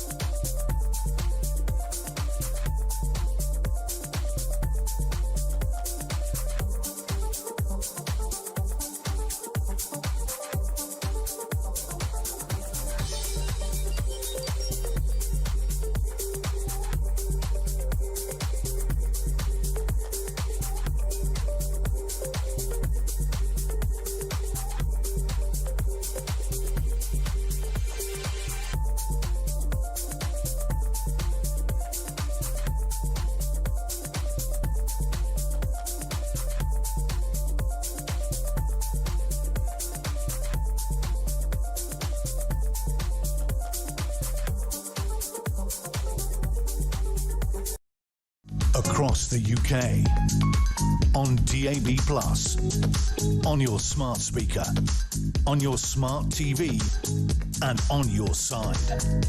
This is Talk. Oh, yes, the Housewife's Choice, the Silver Fox here from 1 o'clock. Julia Hartley-Brewer from 10. And don't worry, my friends, Mike Graham is in the air. We got him, we squashed him onto the plate, whatever. He'll be here tomorrow morning, 6 o'clock, I promise you, 8:45. We are live across the United Kingdom on the day the Sun's amazing headline, Whiffect. Yes, it is true, as a country, Britain is absolutely and utterly fecked. So much to talk about. The man next on the show is a man who's always been very honest. I know Matt Vickers, before you come on, Shadow Home Office Minister, Shadow Minister for everything, MP for Stockton West, makes it sound like he makes me sound like I'm on antidepressants. Honestly, he's that good. But Matt, we didn't want to upset anybody this morning because ITV have now put a trigger warning on Kenneth Williams and Audience With, so I don't want any of your fruity comments. And if you step out of line, you'll hear this sound. Trigger warning! So be warned. Matt Vickers, good morning. How are you? Good morning. I'm great. Yeah, happy. Yeah. Have you got a flag behind you? What's that flag behind you? What's that poster, man? Well, there's a choice of people that Keir Starmer's knocking off at the moment, but I've realised I'm coming on your show with increasing frequency because I realise it's much more effective than anything like Tinder or Hinge. I seem to be getting lots of DMs on the back of your promotion. Let's just talk about this. Matt Vickers, ladies and gentlemen, let's just put this. He cares about the country. He's been very honest about the Tories. He's taken to going to IKEA with his parents at the weekend. The man is desperate for love, and every time he comes on the show, he gets DMs. Look at it this morning. If you notice, the shirt's undone to the waist. It's all going on, man. We're here to talk about politics, not your inability to get a girlfriend. We're working on it. The DMs are filling up. Let me ask you a few things. We haven't got all the time in the world. Graham Linehan, the tweets, the arrest, free speech, the police. There's a real imbalance. The police is, you're the Shadow Home Office Minister. I really worry, as do many of our listeners and callers, that you can be arrested for a tweet. You can be arrested if you're Lucy Conley, and yet the pop group can stand on stage at Glastonbury, streamed on the BBC, and say death to the IDF. That's not me taking sides in what's happening in the Middle East, but there's imbalance in this country, Matt, isn't there? It is insane. I think, isn't it something like one in 5 shoplifting crimes the police actually turn up to, yet 5 guys turn up to arrest him. It's utterly insane. It completely undermines any confidence anybody has in the criminal justice system in this country. But more importantly, equally importantly, those police officers out on the front line are as frustrated as we are by having to do some of this stuff. Who's making the rules? Who's making the rules? The bosses of the police, the government? Who reports, right? This is another question for you. Is there a department somewhere that polices people's tweets? Are there a bunch of Karens in an underground office? And I'm being serious. How did that happen? It's insane. These things get reported, but every time there's an opportunity to sort it, we brought forward amendments to a bill, and now we've got this non-crime hate incident malarkey that's grew. I mean, its original intentions were there to, where there was a threat, where something was likely to occur, crime was likely to occur, you should try and nip it in the bud before it does. This thing has blown out of all proportion. There was an opportunity in there to put it back in the box, to vote, to change that legislation. They opposed it. Labour Party opposed it. It's utterly bonkers. Two-tier justice, alive and well in this country. ID cards, big debate this morning on the show. This is another thing that Labour are considering. The interesting point is that apparently Macron wants it. I mean, why we're listening to the French, who owe us billions of pounds anyway, because they're useless. ID cards first mooted by Blair, pushed out by the Tories. Split this morning. People are saying, don't be ridiculous. We've got passports, ID, we've got NI cards, we've got driving licences. This is control. My mindset is this. It's not about people in this country who are here with identity. It's the people who are coming into this country who aren't vetted. It's how we find out where the hell they are, isn't it? Well, it's just tinkering around the edge. The solution to this problem, all those people coming off, the solution to this problem is not whether they're carrying an ID card. It's the fact they're coming to this country illegally and we're not removing them. It's very clear. It's very simple. When people know they can't stay, they will stop coming. That is the only solution. Everything else is tinkering around the edges. It's messing with something that is not a real solution to this problem. ID cards will not stop those men getting in those boats and entering this country. Rachel Thieves is facing a crisis as well. 27-year costs, highest of borrowing. We can't afford the interest on the money we owe. Their only answer has ever been under the Labour Party is to instigate higher taxation. We're skint as a society. It's out of control, isn't it? People are struggling. It's completely, we're in a doom loop. The reality is anybody who works hard, anyone who does the right thing, anybody who tries to create jobs and opportunities is being taxed to death for it. You know, every little business out there, whether it be the small hospitality, actually, we've got a debate in the House today about the hospitality industry, about those little restaurants, those pubs in your community, and how they're being absolutely battered by tax. These are the people who create jobs. These are the people who contribute to the economic growth of this country. Actually, if you create jobs, if you dare to set up a small business, you are being taxed to death. And every day, another shop, another business closes, and therefore the burden gets even higher. We're in a doom loop. She's going to keep taxing and taxing. She's reached the bottom. That big black hole. Hold on. You can't say that. Sorry. Trigger warning! You can't say she's reached the bottom. That's disrespectful, Matt Vickers. Come on. Did you know the new number 10 mantra? This is even better. They literally have put this out. The growth people feel in their pockets. Well, what was that chap from York? He's just handed over tens of thousands of pounds. 43,000 quid in corporation tax, yeah. £43,000. And the thing is, he knows it's not going to be getting through to improve policing in his area. He knows it's not going to be getting to improve his local NHS. It's just going to be gobbled up by ever-increasing taxes that get wasted on all the wrong things. It's infuriating. It's absolutely infuriating. It's great to have you on. We obviously had the DMs fill. Just before you go, Zach Polanski is the new leader of the Green Party. Esther McVeigh, your colleague, just made me laugh because there's a story in the Sun today saying that he used to be a hypnotist who could put people under, women, and make them think that their boobs could grow. Esther said she thinks that he actually put the entire Green Party membership under his spell and told them, wake up, and when you wake up. But somebody's just written in, and I'd like to distance myself from this trigger warning, and said maybe he needs to actually hypnotise his dentist and get some new teeth. Matt? Well, we'll see how his DMs go after this. But I think, actually, I mean, it's quite a bizarre thing for a non-MP to be running a political party. There are choices. It's a very bizarre thing to have some fruity chap from wherever leading a parliamentary You watch party. them and Jezbollah become Jezbollah Green. Matt Vickers, we love you. Let us know about the DMs. 10 to 9, we're live across the UK. This is Morning Glory, back in 3.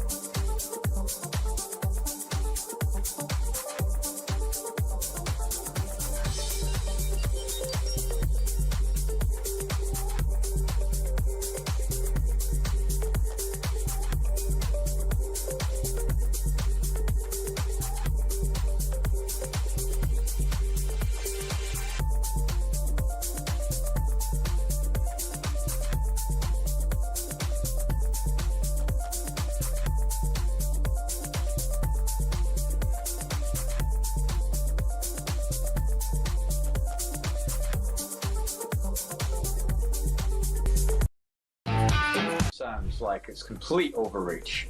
by the Metropolitan Police and a complete overreaction. It's quite worrying, actually. Disregarding, whether or not I would have been comfortable tweeting what Graham Linehan tweeted or indeed said, put that to one side. We live in a democracy where we value free speech above all else, and he wasn't saying anything illegal. Controversial, yes, but illegal, no. And I think it's incredible that he has been treated in this way.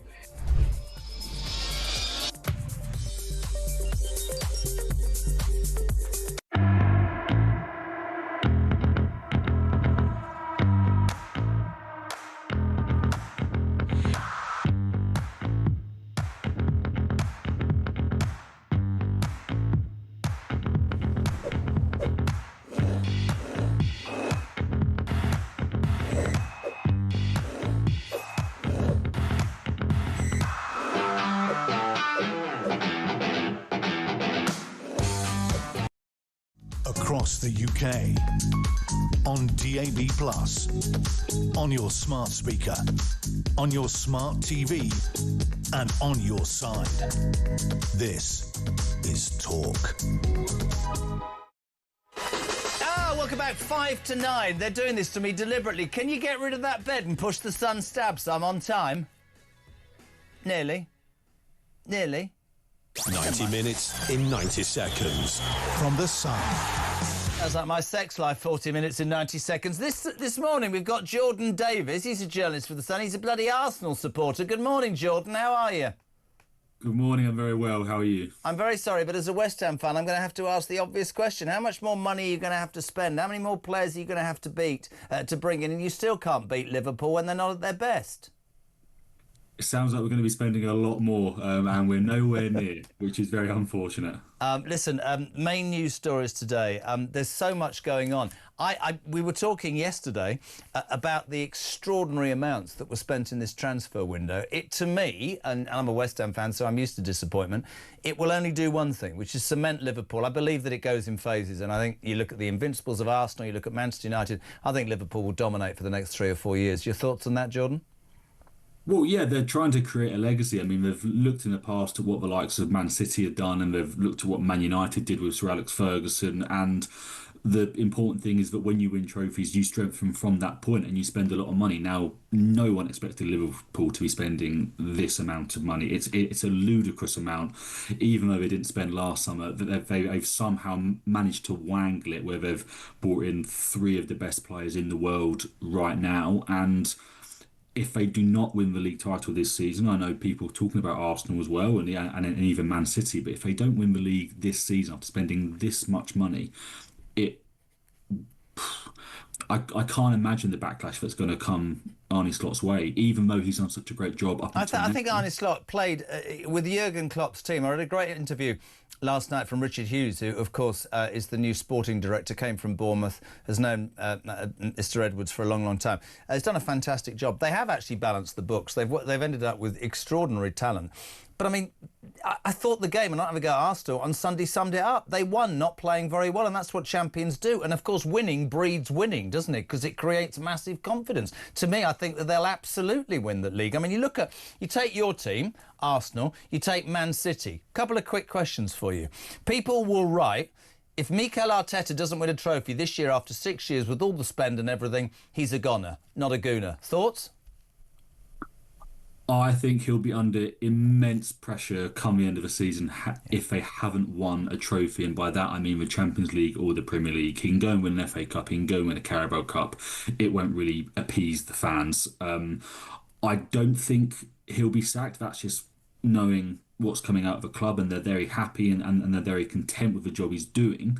But he will be under immense pressure. And should the start of next season go badly, then that's when he could lose his job. Manchester United, of course, lost in the Carabao Cup the other day to Grimsby on penalties. Fantastic game. It turned out yesterday Grimsby fielded an illegal player. They didn't realise it. Man United deciding not to appeal to get a cup replay. I would say that's the right decision. I would say that's the right decision, because the last thing United need right now is another game against a League Two opponent in which they could lose and probably will lose, and it would just heap more and more pressure on them. I mean, it's a bizarre situation, because in any other situation you would appeal it. Grimsby are going to be fined £20,000. The player Clark Adur came on in the second half and he was not registered in time for the cup game. Man United could ask for a replay. They could ask the EFL, well, can we now go into the next round instead of them? But they've decided to step back, which is a real... I think it just shows where Manchester United are right now. That they're... We've only got 30 seconds. Alan Shearer, my mate, slams the behaviour of Alexander Isak. 30 seconds, Jordan. Yeah, he's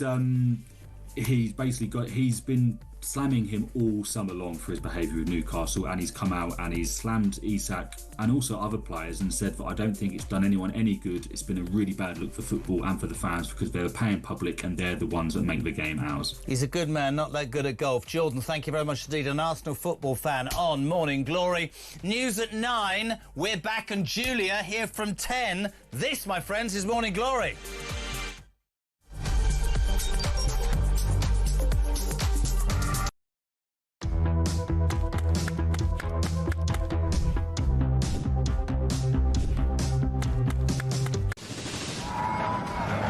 Talking this morning about a new theme park which is going to be built. The Universal Studios apparently are going to build it in Bedfordshire. We've been asking many of you to give us some ideas for theme parks. Alison in South Wales says in the new theme park at 5 p.m. every day they could have the PIP parade. All the people driving their brand new Motability cars. Instead of the water rapids, you can have a road you go down that's full of potholes in a car with bad suspension and flat tyres.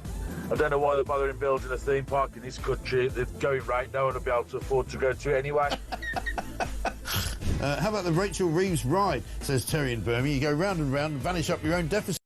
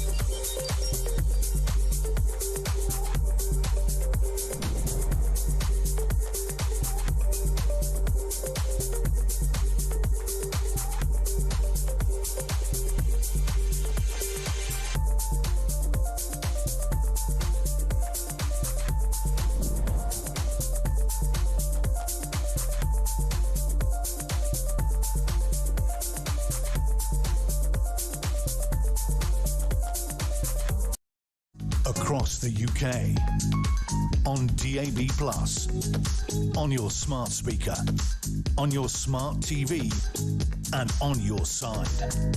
This is Talk.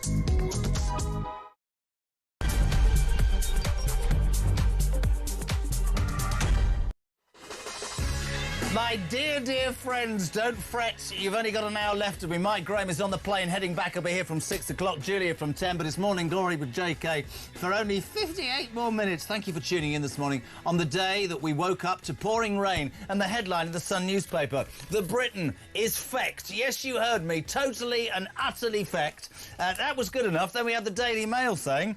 When did Britain become like North Korea? Oh, I don't know. When we talked about, you know, the fact that we're financially screwed worse than we've ever been. We're going to have ID cards. You can't have an opinion because if you tweet something, you'll be arrested by the armed Gestapo at the airport. But you can stand on stage and call for the death of Jews, and you can just go and shoplift and nothing will happen to you. Still, listen, loads in this hour, including, let's be serious, please lose the music, because my next guest is she's got a bit of a tongue and is a bit fruity, and I want to just warn Sarah Pope Ochin, Reform UK's candidate for force in MP in Runcorn and Helsby, that today ITV have put a trigger warning, it's very important, on Kenneth Williams, our matron, yes, because we don't want to offend anybody, so we've created our own warning. Please play.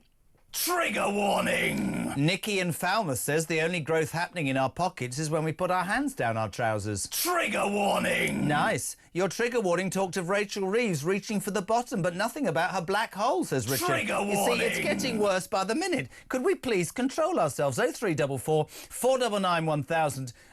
We can only say a massive good morning to Sarah Pochin, who is pining for Mike Graham, aren't you?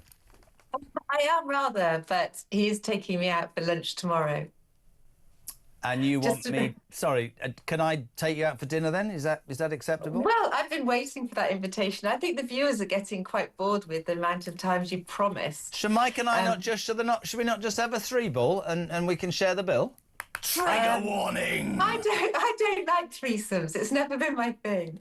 There you go, ladies and gentlemen. You've got it straight from Sarah Pochin. Good morning. Thank you for coming on. I know how busy you are, of course. I'm hosting the Reform Party conference, a lot of television and stuff. So looking forward to seeing you in Birmingham, Mike, at the weekend. All right, it'll be fun.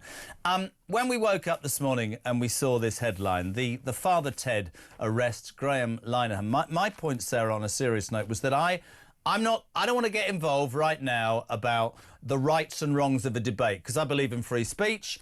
I have my own views on the transgender situation. I've said them very closely. But this is a man who was a comedy genius, to be honest, who somehow found himself in the middle of this debate some years ago and has literally lost his marriage, his career, his friends, his family and his income.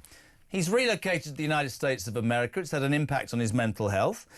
He arrives back from Arizona and is met by 5 armed gun cops over 3 what are called anti-trans tweets. He's thrown into a prison cell. He has a panic attack. He ends up in hospital. Yesterday, our Prime Minister said, and I quote, "This is an operational manager for the police. But we want to be clear, we believe their priorities should be on crime and policing, antisocial behaviour, shoplifting and street crime, which goes against absolutely everything that they haven't managed to do in 13 months. I'd love reforms and your specific take on what I think is an outrageous example, again, of two-tier policing, Sarah. Yeah, look, absolutely. If only this government was as good at policing our borders as it is at policing our speech. The way it's going in this country, people like you and I won't even be able to have the conversations we're having now and expressing the views freely that we have, because, you know, we'll be arrested by 5, what it was, armed police, like this poor chap. How very, very stressful. And do you know what? In my constituency of Runcorn, I have 2 people that this happened to over ill-advised tweets, but nothing terrible, who, again, one of them has lost his partner, his girlfriend, lost his job, and it goes on and on. The impact on people's lives of this ridiculous policing of our speech, it has now got to the point where, it's actually quite frightening. Reform's policy, of course, is to repeal this ridiculous Online Safety Act, which just does nothing to protect children, which the name suggests, but does everything to stop our free speech. It's interesting because Reform's position, Nigel's position and yours as a party has been attacked by Labour, who say your opposition to that online safety bill is tantamount to you not caring about the protection of children, which is very interesting. But for me, I'm interested. You were a magistrate for 20 years. You know justice inside and out. I've already opened a book on when Reform win the election, whether you'll be the Home Secretary or the Justice Secretary. So I'll have a few quid if you give me some inside information. But am I wrong here? If the Prime Minister, with a majority in the House of Commons, is responsible for introducing legislation which becomes a law on the statute book, even if the police are independent, which I don't believe they frankly can be seen as anymore, why is he not bringing in laws that imply, or rather make it known, that that's what this government wants the police to do? Why does this government seemingly get involved in stuff that it shouldn't and turn a blind eye or make some human rights excuse not to get involved when it should? Well, absolutely. Why is he interfering? A reform government will bring back core, hardcore, basic policing principles, and that is to arrest criminals, to investigate crime, not to be 5 policemen to be, dispatched to arrest one man for some comments that he's made. We will put an end to this whole woke policing nonsense, and I guarantee you, Jeremy, that this is exactly what police want. Police don't sign up for all of this nonsense. So police where's sign it up to coming catch from, criminals. Sarah? Is it coming? This is a bit I don't get. Is it coming from their bosses? Is it coming from the government? And who the hell, by the way, is there? I mean, people keep laughing at me this way. Is there a little office underground somewhere? A bunch of Karens, on computers go, quick, phone the Met. Graham Linehan's wrote this tweet. Who's policing it? Or have we got small-minded people enough in this country who have got bugger all else to do but phone up and drop people in it? Look, surely the remit of the police comes directly from the Home Secretary. And as I say, under a reform government, the police will go back to policing and not this nonsense. The police will go back to catching criminals and protecting citizens on our streets and in our communities. I wanted to ask you a question next about a huge story that's hit the newspapers this morning, that Britain is financially in the most perilous position it's been for 27 years, borrowing at an all-time high. We can't afford the interest on the debts. And it led me to sort of thinking along with the gang, the person that we've got in charge is Rachel Reeves, Richard III, Rachel Thieves to her friends, an economist. I think she's out of her depth. So yesterday, Dreary Starmer instigated a reshuffle, and I sort of thought she was sidelined, OK? What I've heard now is that she was told to go out and, talk to perhaps people that would be able to understand, or would she be able to understand their questions? So she went to talk to some school children. Have you seen this clip, Sarah Pochin? I haven't. Please do show me. This is the Chancellor of the Exchequer, ladies and gentlemen. I've been hearing about you in the news that you like taxes. If you had 3 wishes, what would it be? Oh my goodness. To answer your questions well, to make sure that all children have a good start in life, and for my own children to give me less chat back. I don't think that third one's going to come true. If you could have another job, what would that be? Oh, well, what I'd really like to be is Beyonce, but I don't think I'm ever going to be Beyonce. So before I became an MP, I worked in finance. I worked in banks and financial institutions. So I guess that's what I would go back to doing. But at the moment, I'm doing the job that I want more than any other job. I'm in charge of the country's finances. All right? Yeah, you happy with my answers? I get a high five. Hey, very good. Complete silence from me as we hone in on Sarah Pochin, Reform's MP. I speak to me. I mean, chat back. That's complete. Your back chat. Can't even get that right. Beyonce, are you having a laugh? This is the job I want. You've got your total, but honestly, I can't have it. I can't have it. Well, Jeremy, I don't think she's going to be in that job for very long. She's already being undermined by the Prime Minister with his reshuffle and his removal of some of her team into his team. He clearly has no confidence in her. The country has no confidence in her. And she certainly would be very lucky to get a job back in finance, as she indicated there. But on a serious note, the country, the borrowing now costs are at an all-time high. Well, at the highest they've been for nearly 30 years. The interest rate now is 5.72 on 30-year government borrowing. We cannot sustain this situation. There's a 20 to 30 billion pound black hole. They don't even know how many tens of billions they need to find. She's got no grip on the economy whatsoever. But the point is, this next autumn statement, this budget that we're all dreading, aren't we? We know that the only way she can fill that gap that she has, and it's been a gap that they made themselves with their prolific public sector pay increases the minute they got into government. But the only way they can fill that gap is by increasing taxes of hardworking people. We know there's going to be a mansion tax or a wealth tax, whatever you want to call it. We know that there will be stealth taxes by not raising the threshold for income tax. We suspect that she will go after the pensioners once again, go after the pensioners. And I would imagine that the taxes she said she wouldn't touch when she came into office will be affected. Oh, no, you can't. No, that's very unfair. You're not telling me you can't believe it. They did say they wouldn't raise no income tax, no VAT, no money. But no, don't be ridiculous. Now, listen, we will get slightly lighter-hearted, but this is very serious because Labour have announced, right, that they're taking your boss Farage on, OK? Small boat migrants are going to be housed in warehouses under a Labour plan to shut asylum hotels fast. I don't know where these warehouses are going to be. I don't know who's going to put them up. I don't know if they're going to come from IKEA.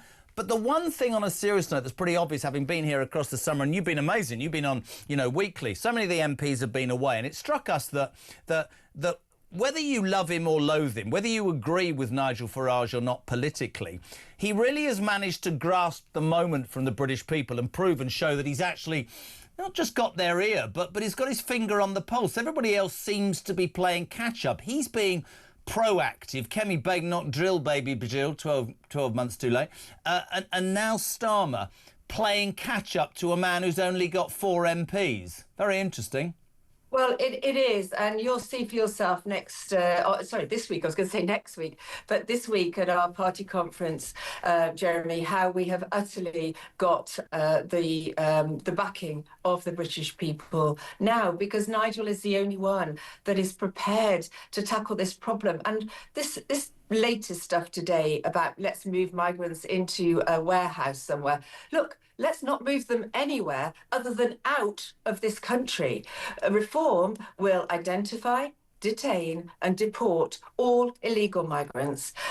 This government will not say that, although I have to say they are edging closer to reform rhetoric on a weekly basis. And that's a really interesting thing. Let's get your take and Reform's take on the other major debate story this morning, which is ID cards. There's much talk that, Macron, the little Frenchman with the wife who's 104, I don't know why I did that, he apparently is pressurising Starmer to bring in ID cards. First muted, of course, by Tony Blair when he got into power. And it's a real split in terms of people texting and calling this morning. Some people are going, hold on a minute, we've got NI cards, we've got passports, we've got driving licences. This is just the government doing their best to find out more about us. Others are saying, no.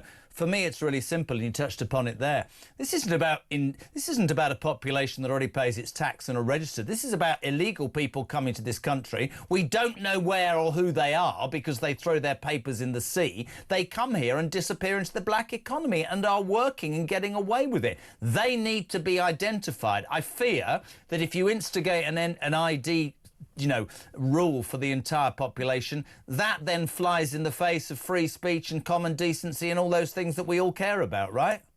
Yeah, look, Reform have always been very clear. We are against introducing digital ID cards. We feel it is yet another infringement on our civil liberties by this government, who are already, as we talked about, clamping down on our ability to express an opinion. And this is just another step towards clamping down on our civil liberties generally. If we had a government that we had confidence in, that we knew put the priorities of the British people first, then maybe people's views will be different. But the fact is, Keir Starmer is trying to position the ID card as a way of controlling and identifying illegal migrants working in the black economy. But Jeremy, we both know that employers of people, of illegal migrants, they know they don't have any papers. They know they're illegal. Then having an ID card and just being saying, well, where's your ID card? And they say we haven't got one. That's not going going to change anything. This is a whole organised world of crime, this black economy and the way these people work.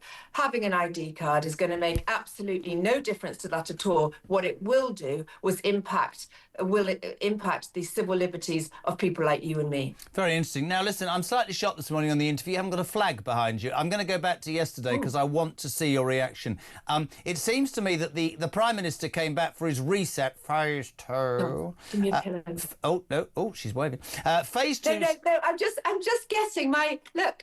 This is my pillow. Good girl, very nice. I bought one of them in the Sandringham. I went to Sandringham the other day in the shop there, lovely. But here's the thing. So he came back yesterday, Starmer, and first day, there's Yvette Cooper talking about illegal migration. Didn't give any numbers and was quite woolly, but there you go. And then there was this extraordinary diktat that's obviously come from number 10, which is just start talking about flags. All of you, for God's sake, just show that you're proud of a flag. Did you see Yvette Cooper on BBC Breakfast? I'm sorry, this is worth repaying. Suddenly, Yvette Cooper has been in bloody Blackpool. Have a watch. We actually have Union Jack bunting on our garden shed at the moment. I've got St George's flags, I've got St George's bunting, I've got the Yorkshire Rose bunting as well. I've got Union Jack flags and tablecloths. We've got the lot. I've even actually got some Yorkshire tea bunting, which is probably taking things a bit far. Sarah?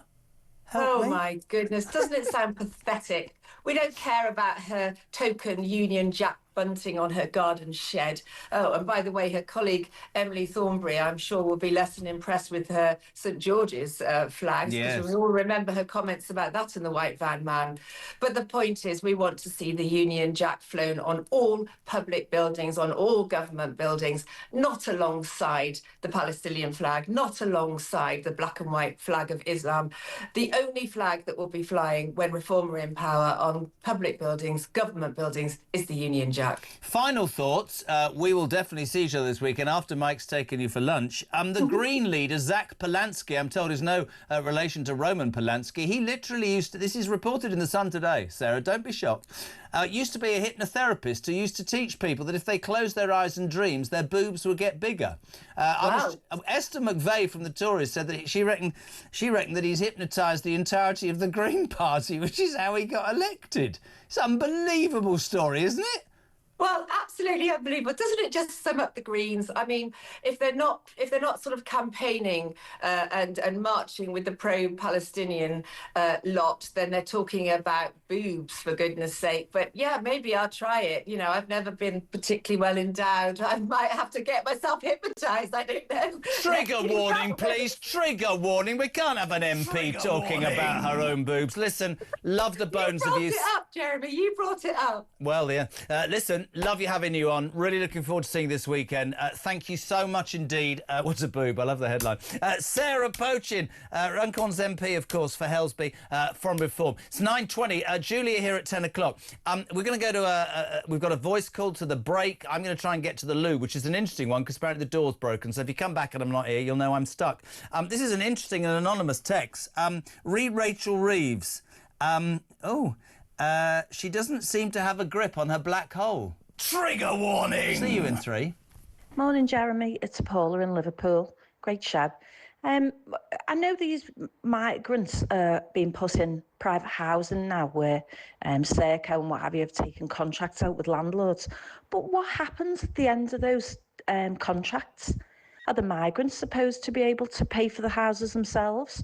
Are we going to be expected to continue to pay for them? Is that it now? They're in this country, they're in a house, they're paid for life. This country is going to hell in a handcart, and there's going to be nothing left for our kids when they grow up.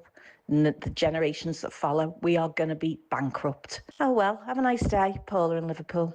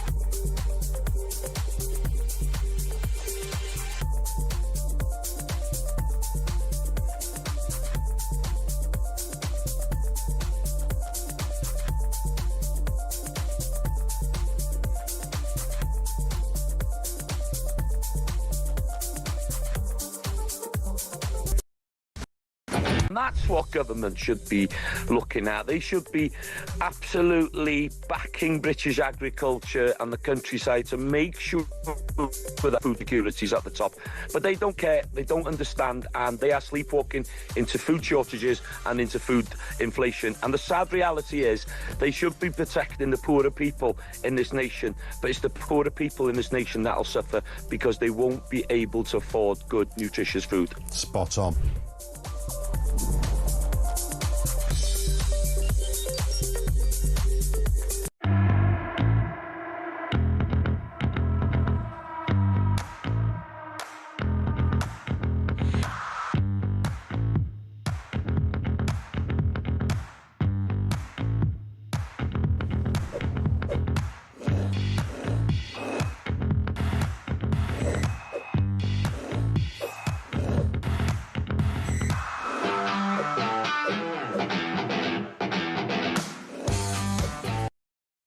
Across the UK, on DAB+, on your smart speaker, on your smart TV, and on your side. This is Talk.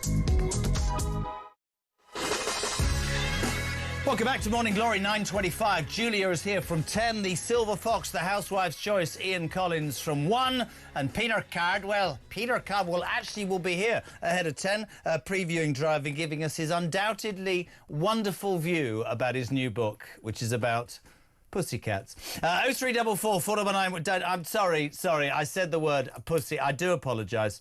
Trigger warning! Richard's in Kettering, we don't know offend. Jez, is it me or does Rachel Thieves sounds like Olive from On the Buses? Do you remember On the Buses, Olive? That's quite good. Mark's in London. Morning, Jez.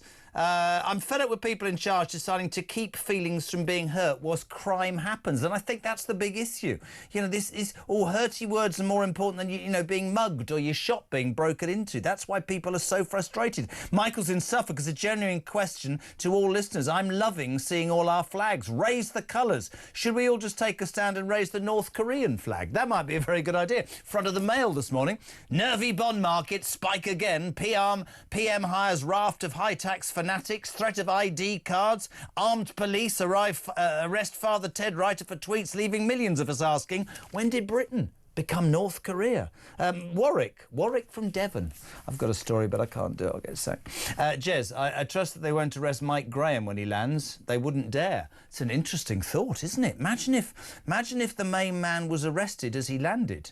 I think that the only reason I suspect that they could possibly arrest Mike Graham when he lands is to breathalyse him. And let me just suggest that there's absolutely no point. We'll plead guilty right now, and I'll get straight on the phone to my lawyer. He's had a great 5 days, thoroughly deserved, and you're back here tomorrow morning. Diana's in Staffordshire. Jez, there are over 6,000 different languages spoken across the world, and the only one that Keir Starmer speaks is complete and utter rubbish. Finally, for now, I don't know. Oh, yes, David Westall. JK, the whole Graham Linehan debacle tells you everything you need to know about Labour. Not even a single backbencher has come out in condemnation on what happened to Graham. One would think that they would be condemning it for making the PM look a hypocrite on the world stage after what he said to Trump. More two-tier lies from a bunch of people without any backbone. Really interesting. 87222. Start your message with the word talk. That's your text number. Your calls on 0344 499 1000. We'll say a very good morning. And then he said afternoon. I'm still at it, you see. Harry Miller, former police officer and founder of Fair Cop. Good morning, Harry. How are you? Yeah, I'm fine. Utterly depressed by yesterday's news, of course. But other than that, yeah, very fine. Very fine. What I'd like to warn you is... It's interesting listening to your last guest that I now realise that the reason that I put on so much weight over the last 10 years is because I'd had repeated dreams about curries and McDonald's. So at least that mystery is solved. Hold on, trigger warning. He's upset. I'm sorry, you can't upset McDonald's and talk about women's boobs. We're trying to be politically correct this morning on the show because I don't know if you've read ITV... have issued a why somebody sorry on the breakfast show by sorry, people just don't understand why there's a trigger warning from ITV about the an audience with Kenneth Williams, matron. So we're being very politically correct this morning. I mean, I want you to understand that. But Harry, good to have you on. We all seen and witnessed this story about Graham Linehan, the creator of Father Ted, arrested on Monday as he got off a plane from Arizona. 5 armed police officers with guns Apparently, I don't know who sent him, but arrested him over his anti-trans tweets. I've been saying all morning, I'll say it to you, my friend. I'm not here to get involved in that debate. What I'm here to talk about is we seem to have, glaring two-tierism, for want of a better phrase. Whether I agree with Graham Linehan or not, whether I agree with Lucy Connolly or not, there seems to be one rule for one and one rule for the other. It seems to me that pop groups, Kneecap, that vile, what was he, Bob Vylan or whatever, can stand on stage at Glastonbury, which gets streamed on the BBC, talking about death to the IDF, and yet these people are not allowed to even write what they think. And it comes to something when our own Prime Minister has to come out and say, you know, the Met Police need to do more. Why doesn't he institute a new law which makes sure the bloody police do what the rest of this country want, which is arrest criminals, Harry? No, I absolutely agree. Unfortunately, we've had repeated Home Secretaries, unfortunately Conservative Home Secretaries, who have not only turned a blind eye to this nonsense, but who have actively encouraged it. We've gone from having the greatest police force in the world to one that now looks almost like something that would occur in North Korea. In fact, I imagine that Putin would be embarrassed by this. What we've done, we've had a College of Policing who since 2012 have presided over a police force, bearing in mind they were set up in order to professionalise our police force. What they've done, they've turned them into a Mickey Mouse service with guns, where law is secondary to the policing of feelings and of political ideology. Could not agree more. And I lay this, and I'm not a Starmer fan. I hate the way that it's going, and I believe it needs a different leadership. But I start with the person who started to destroy the police, and that is one Theresa May. She was the person who started under the Tories to get rid of the policemen and women on the streets. And Blexley always tells me, and he's right, you arrest criminals by having people on the streets and getting intel. That's how you do it, by going into communities. Policing seems to have changed tact. It's all about computerisation. It's all about ideology. But I want to ask you this. You know, the founder of Fair Cop, that case yesterday, are we in a society where there are sad gits who phone up the police and go, oh, well, look at Graham Lennon's tweets? Have we got an office somewhere underground, like, you know, the Teletubbies, where a bunch of Karens sit there and phone up and go, look at that tweet, and they go and arrest him? Or is this coming from further up? I don't understand where this stuff comes from, Harry. I'll tell you exactly where it's coming from. There is a cabal of committed individuals led at the moment by a former trans police officer called Lindsay Watson. He seems to be the head of all this. It is his job, it is his life's mission to report everybody for everything all of the time. I myself was arrested in November by my own force, because I'd written in the Critic magazine that Lindsay Watson was a stalker and that my stalker was male. What's happened to Graham is precisely the same thing. Now, I don't know whether Lindsay Watson is directly responsible for this one, but this ex-copper is behind much of this. And unfortunately, they found willing co-conspirators in the police. When you send a bunch of armed police officers to arrest a man because he said, if all else fails, if you've called the police, if all else fails, give him a kick in the rocks, then we are absolutely broken as a British society. Let's just go back to that tweet. He said, if you find a trans person in a female place, the first thing you do is call the police. If that doesn't do, you kick up a fuss. If that doesn't work, then you kick him in the balls. What he's saying there is that the police have absolutely neglected in their number one task, which is to protect the people of Britain, and in particularly those who are vulnerable, and in particular women. That is their job. And what we've all saying is, when the police have picked a side, when the police will not turn up to protect women's spaces, when they will not turn up to protect the general public, then what else is there left? Well, I'll tell you what there is left.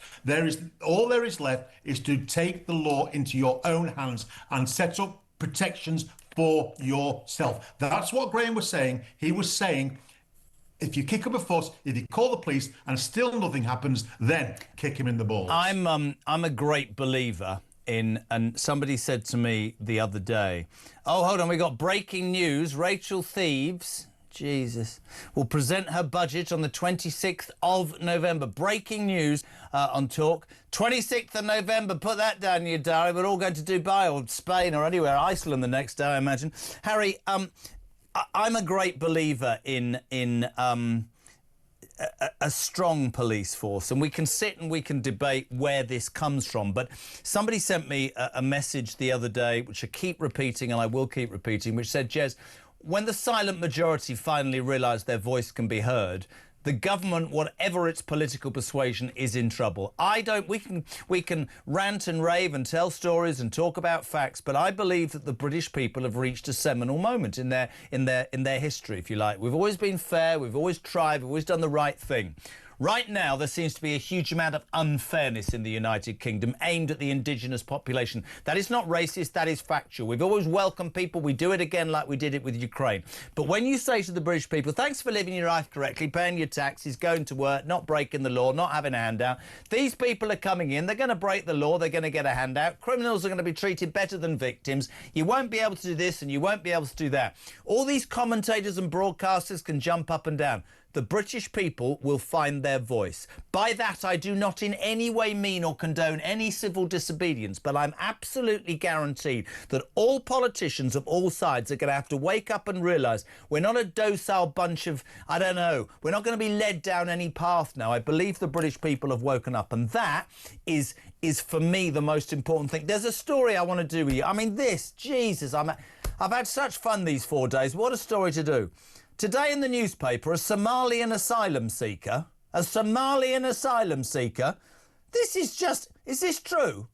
He wants our government to deport him to Somalia because he thinks it's safer than Nuneaton and they won't give him a ticket back. I give up. I'm going to self-combust, Harry. I'm done.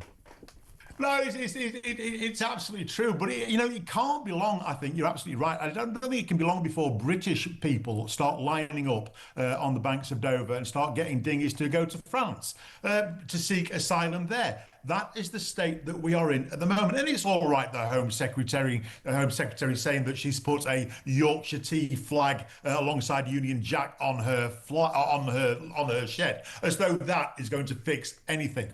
The problem is the Home Secretary is so busy being a booking agent for illegal asylum seekers into five-star hotels that she has neglected her primary duty, which is to maintain the safety and the security of this country. Sorry, is that the remit for the government? What, to protect and look after its own people? Surely it's not. It's to look after people who've never been here and never paid any tax, to look after people who have come from war-torn France, where they suffer persecution because the tent might leak. That's because you are now demonstrating a colonial mindset, Jeremy. You are clearly a racist because the primary task of the Home Secretary, obviously, is to book illegal immigrants into five-star accommodation in the. Sorry, I got that wrong, Harry. I mean, how bad. It's an easy mistake to make, Jeremy, and we can forgive you on this occasion, but please do better in the future. This is where we are at. And you're absolutely right. We are not a people who are naturally inclined to revolution. We are not that people. We're not a people who are naturally inclined to flying the flags. We are quite secure as British people. We bring out our flags and our bunting when there's a jubilee, when the World Cup is on, for occasions like that. But as a rule, we are not flag wavers. Now, the reason that we are flag wavers at the moment is because our government and repeated governments have made us feel so insecure about being British. Not only that, they've made us feel unsafe. Not only that, they've made us feel ashamed of being British. They've put us at the very bottom of the pile and nowhere near the top of the pile. So, of course, the natural reaction there is to reach out, to grab hold of your identity, to wear it on your sleeve, to fly it from your roof, to put it on your chest, and to go out onto the streets and start marching. But make no mistake, the British people haven't changed. We are still a peaceable people, but we have been let down repeatedly by Home Secretaries, by Chief Constables, and by a political class who do not give a damn about white English people or people who are here lawfully. You're my You're my guest of the week, Harry. Stand by for a shift on drive time. Really appreciate you being on. Thank you very much indeed. 22 minutes to 10 o'clock. We're live across the UK. Morning Glory is here for 22 more minutes. Breaking news. You might have just heard the news. Richard III. She'll present a budget on the 26th of November, which is fantastic for well, that's going to ruin Christmas, isn't it? I mean, Christmas is absolutely and utterly screwed now. But, you know, there we go. I'm sure things are going to look up. I'd just like to say, I mean, we've been doing this all morning. We've got a voice note about trigger warnings. I don't want to offend anybody, but my wife's just texted me and said, when you get home, will you be getting our poll out? So that's trigger warning. What a dirty mare. See you in 3.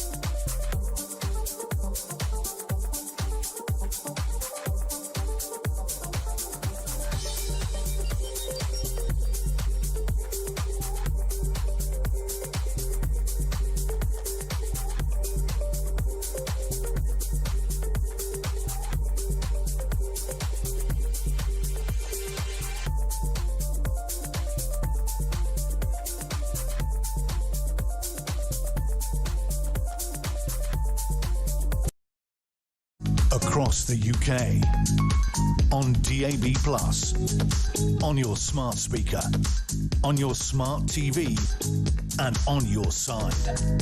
This is Talk. Hello, dears. 19 minutes to go. JK on Morning Glory, and it's a driver. In for Mike Grave, he's back tomorrow. Hello to David. Why hasn't our Met Police Commissioner and Human Rights Lawyer, Sadiq Khan, commented on the armed arrest of the Father Ted writer? Don't be ridiculous. Stuart, Jez. Am I going mad listening to Rachel Reeves' clip with the children? One child says, what would your 3 wishes be? And she only states 2. Is that symptomatic of the fact that she can't do maths, says Stuart in Northampton? Yes, probably. She's an economist, is she, Echoes like. Simon's in West Sussex. Great show, JK. Can you believe this trigger warning? I got told off at work for saying to someone, it's common sense. You got told off for saying it's common sense? Jeez, I wouldn't last 5 minutes. Well, I don't last 5 minutes. I'll be gone soon. Trigger warning! Thank you. Stephen Kimberley. Stephen Kimberley. Oh, hold on a second. Trigger warning! Steve's in Kimberley in Nottinghamshire, dirty boy. What's he doing? ID cards are just shifting the problem on. Like landlords are expected to see a passport or driver's licence, employers will be expected to police ID cards and likely to receive a fine if they don't. Hello to Johnnyfield. Bill says, if the new leader of the Green Party can say to women, you can dream your boobs bigger, can he do something for men? Ding dong. No. Why are you implying that you need something done? Don't be ridiculous. Rob's in Preston. I served 22 years in the army, Jez, and will soon retire after 20 years in the police. The senior leadership of the police has been taken over by the woke left. We are not at all like them, but have to follow a lawful order, even if we don't agree. It is disgraceful what they're turning us into, and this country is with it. I fear for the next 3 years and whether we'll have a democratic country at the end of it. And finally, for now, Ian in Chesterfield. Good morning. ID cards are Blair's idea. here, so we know where that came from, because it won't have been in our interest. 17 minutes to 10. I'm so delighted to have my next guest on. He's a really supremely talented broadcaster. Unfortunately, because he's at home in really strange light and an unironed shirt, he looks like a serial killer from an Arizona complex in the middle of the desert. Peter Cardwell. I'm enjoying Carry On Up the Morning Glory this morning. Oh, mate, now, this is because I knew you'd have fun, love, because this all came about because ITV announced overnight that Kenneth Williams... Can you do a Kenneth Williams impression? Oh, matron, yeah. Matron, take them away. Rather good. And it was a trigger warning. Take the motorway. There's a trigger warning on this now. It could be offensive. So I didn't want anybody, and it's all gone wrong. Sarah Pochin talked about threesomes. I mean, we've had Esther McVeigh saying that Zach Polanski, the new leader of could in fact... Apparently he makes women's boobs bigger. She said that she thought that he'd hypnotised the entirety of the Green Party. So, Pete, with a trigger warning, please try not to be innuendo-ridden, as we know you can be. But, of course, you're a supremely talented political broadcaster, aren't you?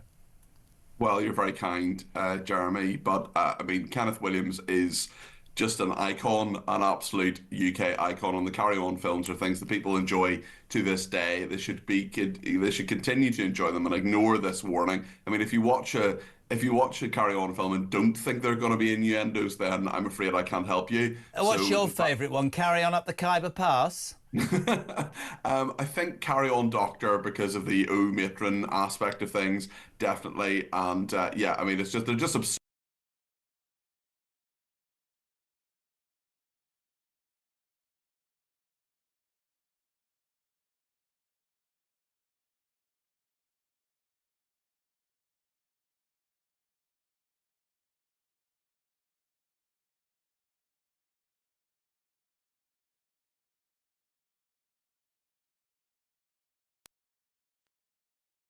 You know, this is just sort of classic British comedy, and if people don't know that it has a bit of innuendo in it, well... But, I mean, people do know. It's just these idiots. Now, breaking news, response to 4 stories very quickly. Loving having you. You on Drive this afternoon? I am indeed, 4 o'clock to 7, yeah. So much better than that idiot that usually does it. Peter Cardwell on Drive from 4. Rachel Reeves, shocking news. Rachel Thieves, the economist, Richard III, as I call her, will present her budget on the 26th of November. Peter Cardwell, please respond. Well, Thanksgiving is the next day in America, and I think there'll be very little to give thanks for. Very good. I think we're going to have tax, especially as the cost of borrowing is so high, putting loads of economic pressure on where we are in the UK. Also, front of the Sun today, I woke up to the wonderful headline, Britain's fecked. Completely and utterly fecked. We're all fecked off. It's all a disaster. Outrage as Father Ted Genius arrested by 5 gun-toting cops when he landed back from Arizona. This is a story about Graham Linehan. I'm sure you covered this on Drive Time last night. Yeah. The interesting thing about that is, and this has really, really garnered interest this morning from the listeners and the audience, is that you've got him. You've got Lucy Connolly. I don't want to spend my time on this area, this show, arguing about who's right and who's wrong. But the duplicity and the two-sidedness to this is ridiculous. Kneecap or that Bob Vylan can go on stage and call for death to Jews, and these two are, you know, arrested, incarcerated, treated like the most common criminal. Your mate comes out, doesn't he? Well, not your mate, Starmer, and says, you know, come on, it's not my responsibility, but they need to be fairer. Yes, it is his responsibility, because I would genuinely suggest that the British public are losing faith, belief and trust in the police. Would you agree with that? Totally agree, and I think this was completely heavy-handed overreach. We had on Drive yesterday a member of the Shadow Cabinet, Andrew Bowie, saying that he believes that this isn't unlawful at all. He has done nothing wrong, and the fact is this is free speech. It's really, really straightforward. Graham Linehan is the victim here. There's just no two ways about it. Prime Minister's question time today. That'll be really exciting. PMQs, you must be super, super looking forward to that at midday. Yeah, I'll be on with Julia Hartley-Brewer actually in the studio going through it. Believe it or not, it is 49 days, the whole length of Liz Truss's time as Prime Minister since Kemi Badenoch and Keir Starmer faced off against one another. There's an awful lot to talk about. Parliament's back, and I think it'll be reasonably lively for them. Also, the main news today is, I don't know if you've heard about this, Number 10's got a new mantra. Do you know this new mantra, Peter Cardwell? Tell me. growth people feel in their pocket? It would be unduly so unprofessional of me not to ask before you go. Have you felt ever much growth in your pocket? Trigger warning! Very little growth, I must say. And, I mean, there's not much to grow, really, is the problem because of the straitened times we live in. And also, just finally, Peter Carball, talk presenter and legend, do you think that there's ever a chance that Rachel Reeves will get a grip on her black hole? Trigger warning! Jeremy. He's gone. He's literally, at the end of the show, he's gone. He's on with you. What? A successor to Kenneth Williams has been found. Oh, don't be silly. His name is Jeremy Kyle. Don't be silly, dear boy. The amazing Peter Carball here with Julia Hartley-Brewer from midday about Prime Minister's Question Time, and on Drive from 4 till 7. He won't ask the question, but I will. We don't care. Trigger warning. We're not out to offend. We're just people trying to get through our daily lives. It's 11 minutes to 10.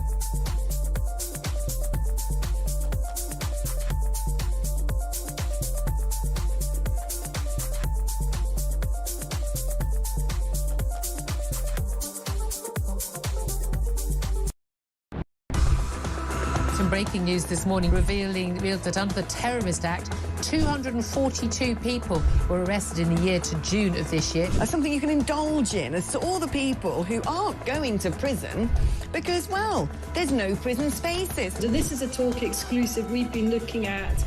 I said, you take these cuffs off me and speak to me like a human being rather than a common criminal. You're just left wondering, does these people who lead us actually hate Britain? Yeah. Do they not love our country and everything that we've stood for?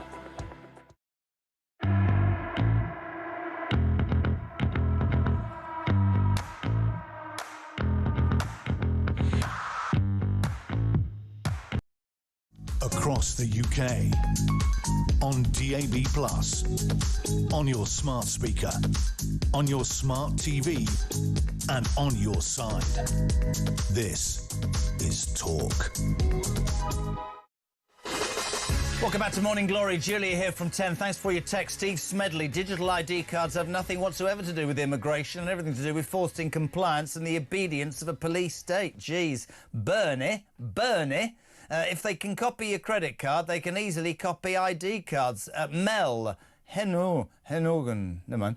Mel from Newcastle under Lyme. Back on the 5th of July last year, Sir Drury Starmer stood out number 10 and promised that his government would tread lightly on people's lives. Another blatant lie. At this rate, the next stop will be Pyongyang. Couldn't agree more. Paul, morning, Jez. Paul in Chislehurst. I was Met Police for 20 years. You know what? Saying the police are just carrying out orders is nonsense. No one, including the Commissioner of the Police, can tell any officer to arrest anyone. It's a decision of the officer involved. Those officers had a choice arresting that man at the airport, and they made the wrong decision. They could have said no. Jez, read trigger warnings. There is a stage play in London with a trigger warning about you. This is brilliant. We did this last week. The stage production of Dracula in London has a trigger warning for anybody who's scared of blood. Trigger warning! Thank you very much indeed. What a pile of old crap. Anyway, right, let's go to the phone lines. Let's go to Norfolk. Oh, lovely. Neville, whereabouts in Norfolk are you, Nev? I'm in a place called Hingham, near Attleborough. Well, you got 1 minute. Crack on. How you doing, son? You all right? I'm all right, thanks. Your first time on talk. I think a lot of your people you've just read out have pretty much said what I wanted to say. But about the ID cards, I mean, anything that comes out of the head of Tony Blair, you know, has a hidden agenda and is bent. So, I mean, we don't need to think any more about it. We're going to just be in North Korea, aren't we? Well, that's the front of the Mail this morning. Have we turned into North Korea? They're going to police your tweets, police your movements, raise your taxes. Probably you won't be able to drink. You can't smoke in a pub garden. Honestly, the whole... how old are you, Neville? 60. Yeah, same as me. What have we got left in our sad, pathetic lives as this country? Somebody said to me that yesterday, it's not the United Kingdom, it's the disunited wasteland of ideology. Thank you for your call. It said to Nottingham. John, you're on Morning Glory. How you doing? Hi, Jeremy. How's it going? You okay? Not bad for a balding 60-year-old has-been, but there you go. Too harsh on yourself there. Yeah, I mean, thank you. Basically, it sort of triggered me this morning a little bit, and it does every single day when the Conservatives come on the show. Now, this isn't a dig at Esther personally, by the way. This is just a generalisation. You know, they come on saying how poor things are and how difficult things are. And if you look at some of the implementations of nanny state and IDs, the Tories were knee-deep in this. Yep. Anyway... Sorry, what's that? Sorry. What is that? What is that noise? Trigger warning! That sounded like a toy of some sort. I'm slightly worried. In the background. Apologies, I moved out of the way. So if you look at digital IDs, Jeremy, I mean, John Major wanted to bring those in the 90s. Yes. And even as recent as 2025, Chris Philp, I believe, has mentioned that they'd be considered. So the Tories are already considering about IDs.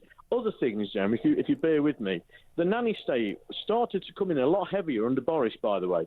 I mean, when we talk about, you know, people wanting Thatcherite, Boris was the great hope, if you like. Boris brought in some of the most draconian controls on speech, on freedoms, net zero. Chagos Islands was the Conservatives bringing it in. And I think that the country is ready for a change. And whatever the Conservatives say they're going to do and say they want to be Conservative, I think it's time. They've had their time. Labour are 10 times worse than the Conservatives ever were. And I think it's time for a new broom. And I think couldn't agree more. Don't think me rude. Need to fit people in. John in Nottingham, appreciate your call. Let's get a Hertfordshire. Andrew, you're on Morning Glory. What you got, kidder? First up, everybody that's over 60... we've got to stay alive to watch Labour lose. It's going to be fantastic. This morning... Well, I don't plan on dying in the next 4 years. I don't mean to be rude.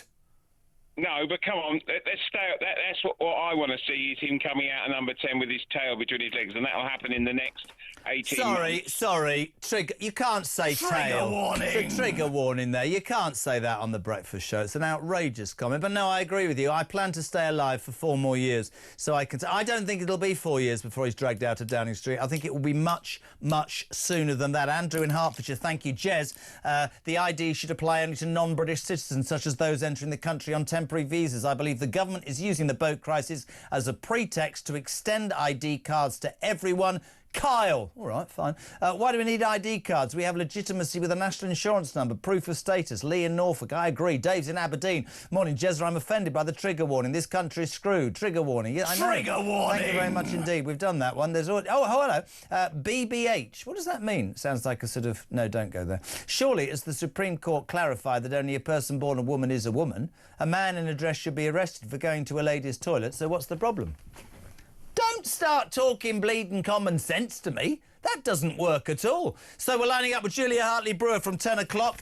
Ian Collins, the Housewife's Choice, is on from 1. And Peter Cardwell is here from 4 o'clock this afternoon with Drive Time. Now, as Julia enters the studio looking as beautiful and talented as ever... Oh, no, something's going on with the wire.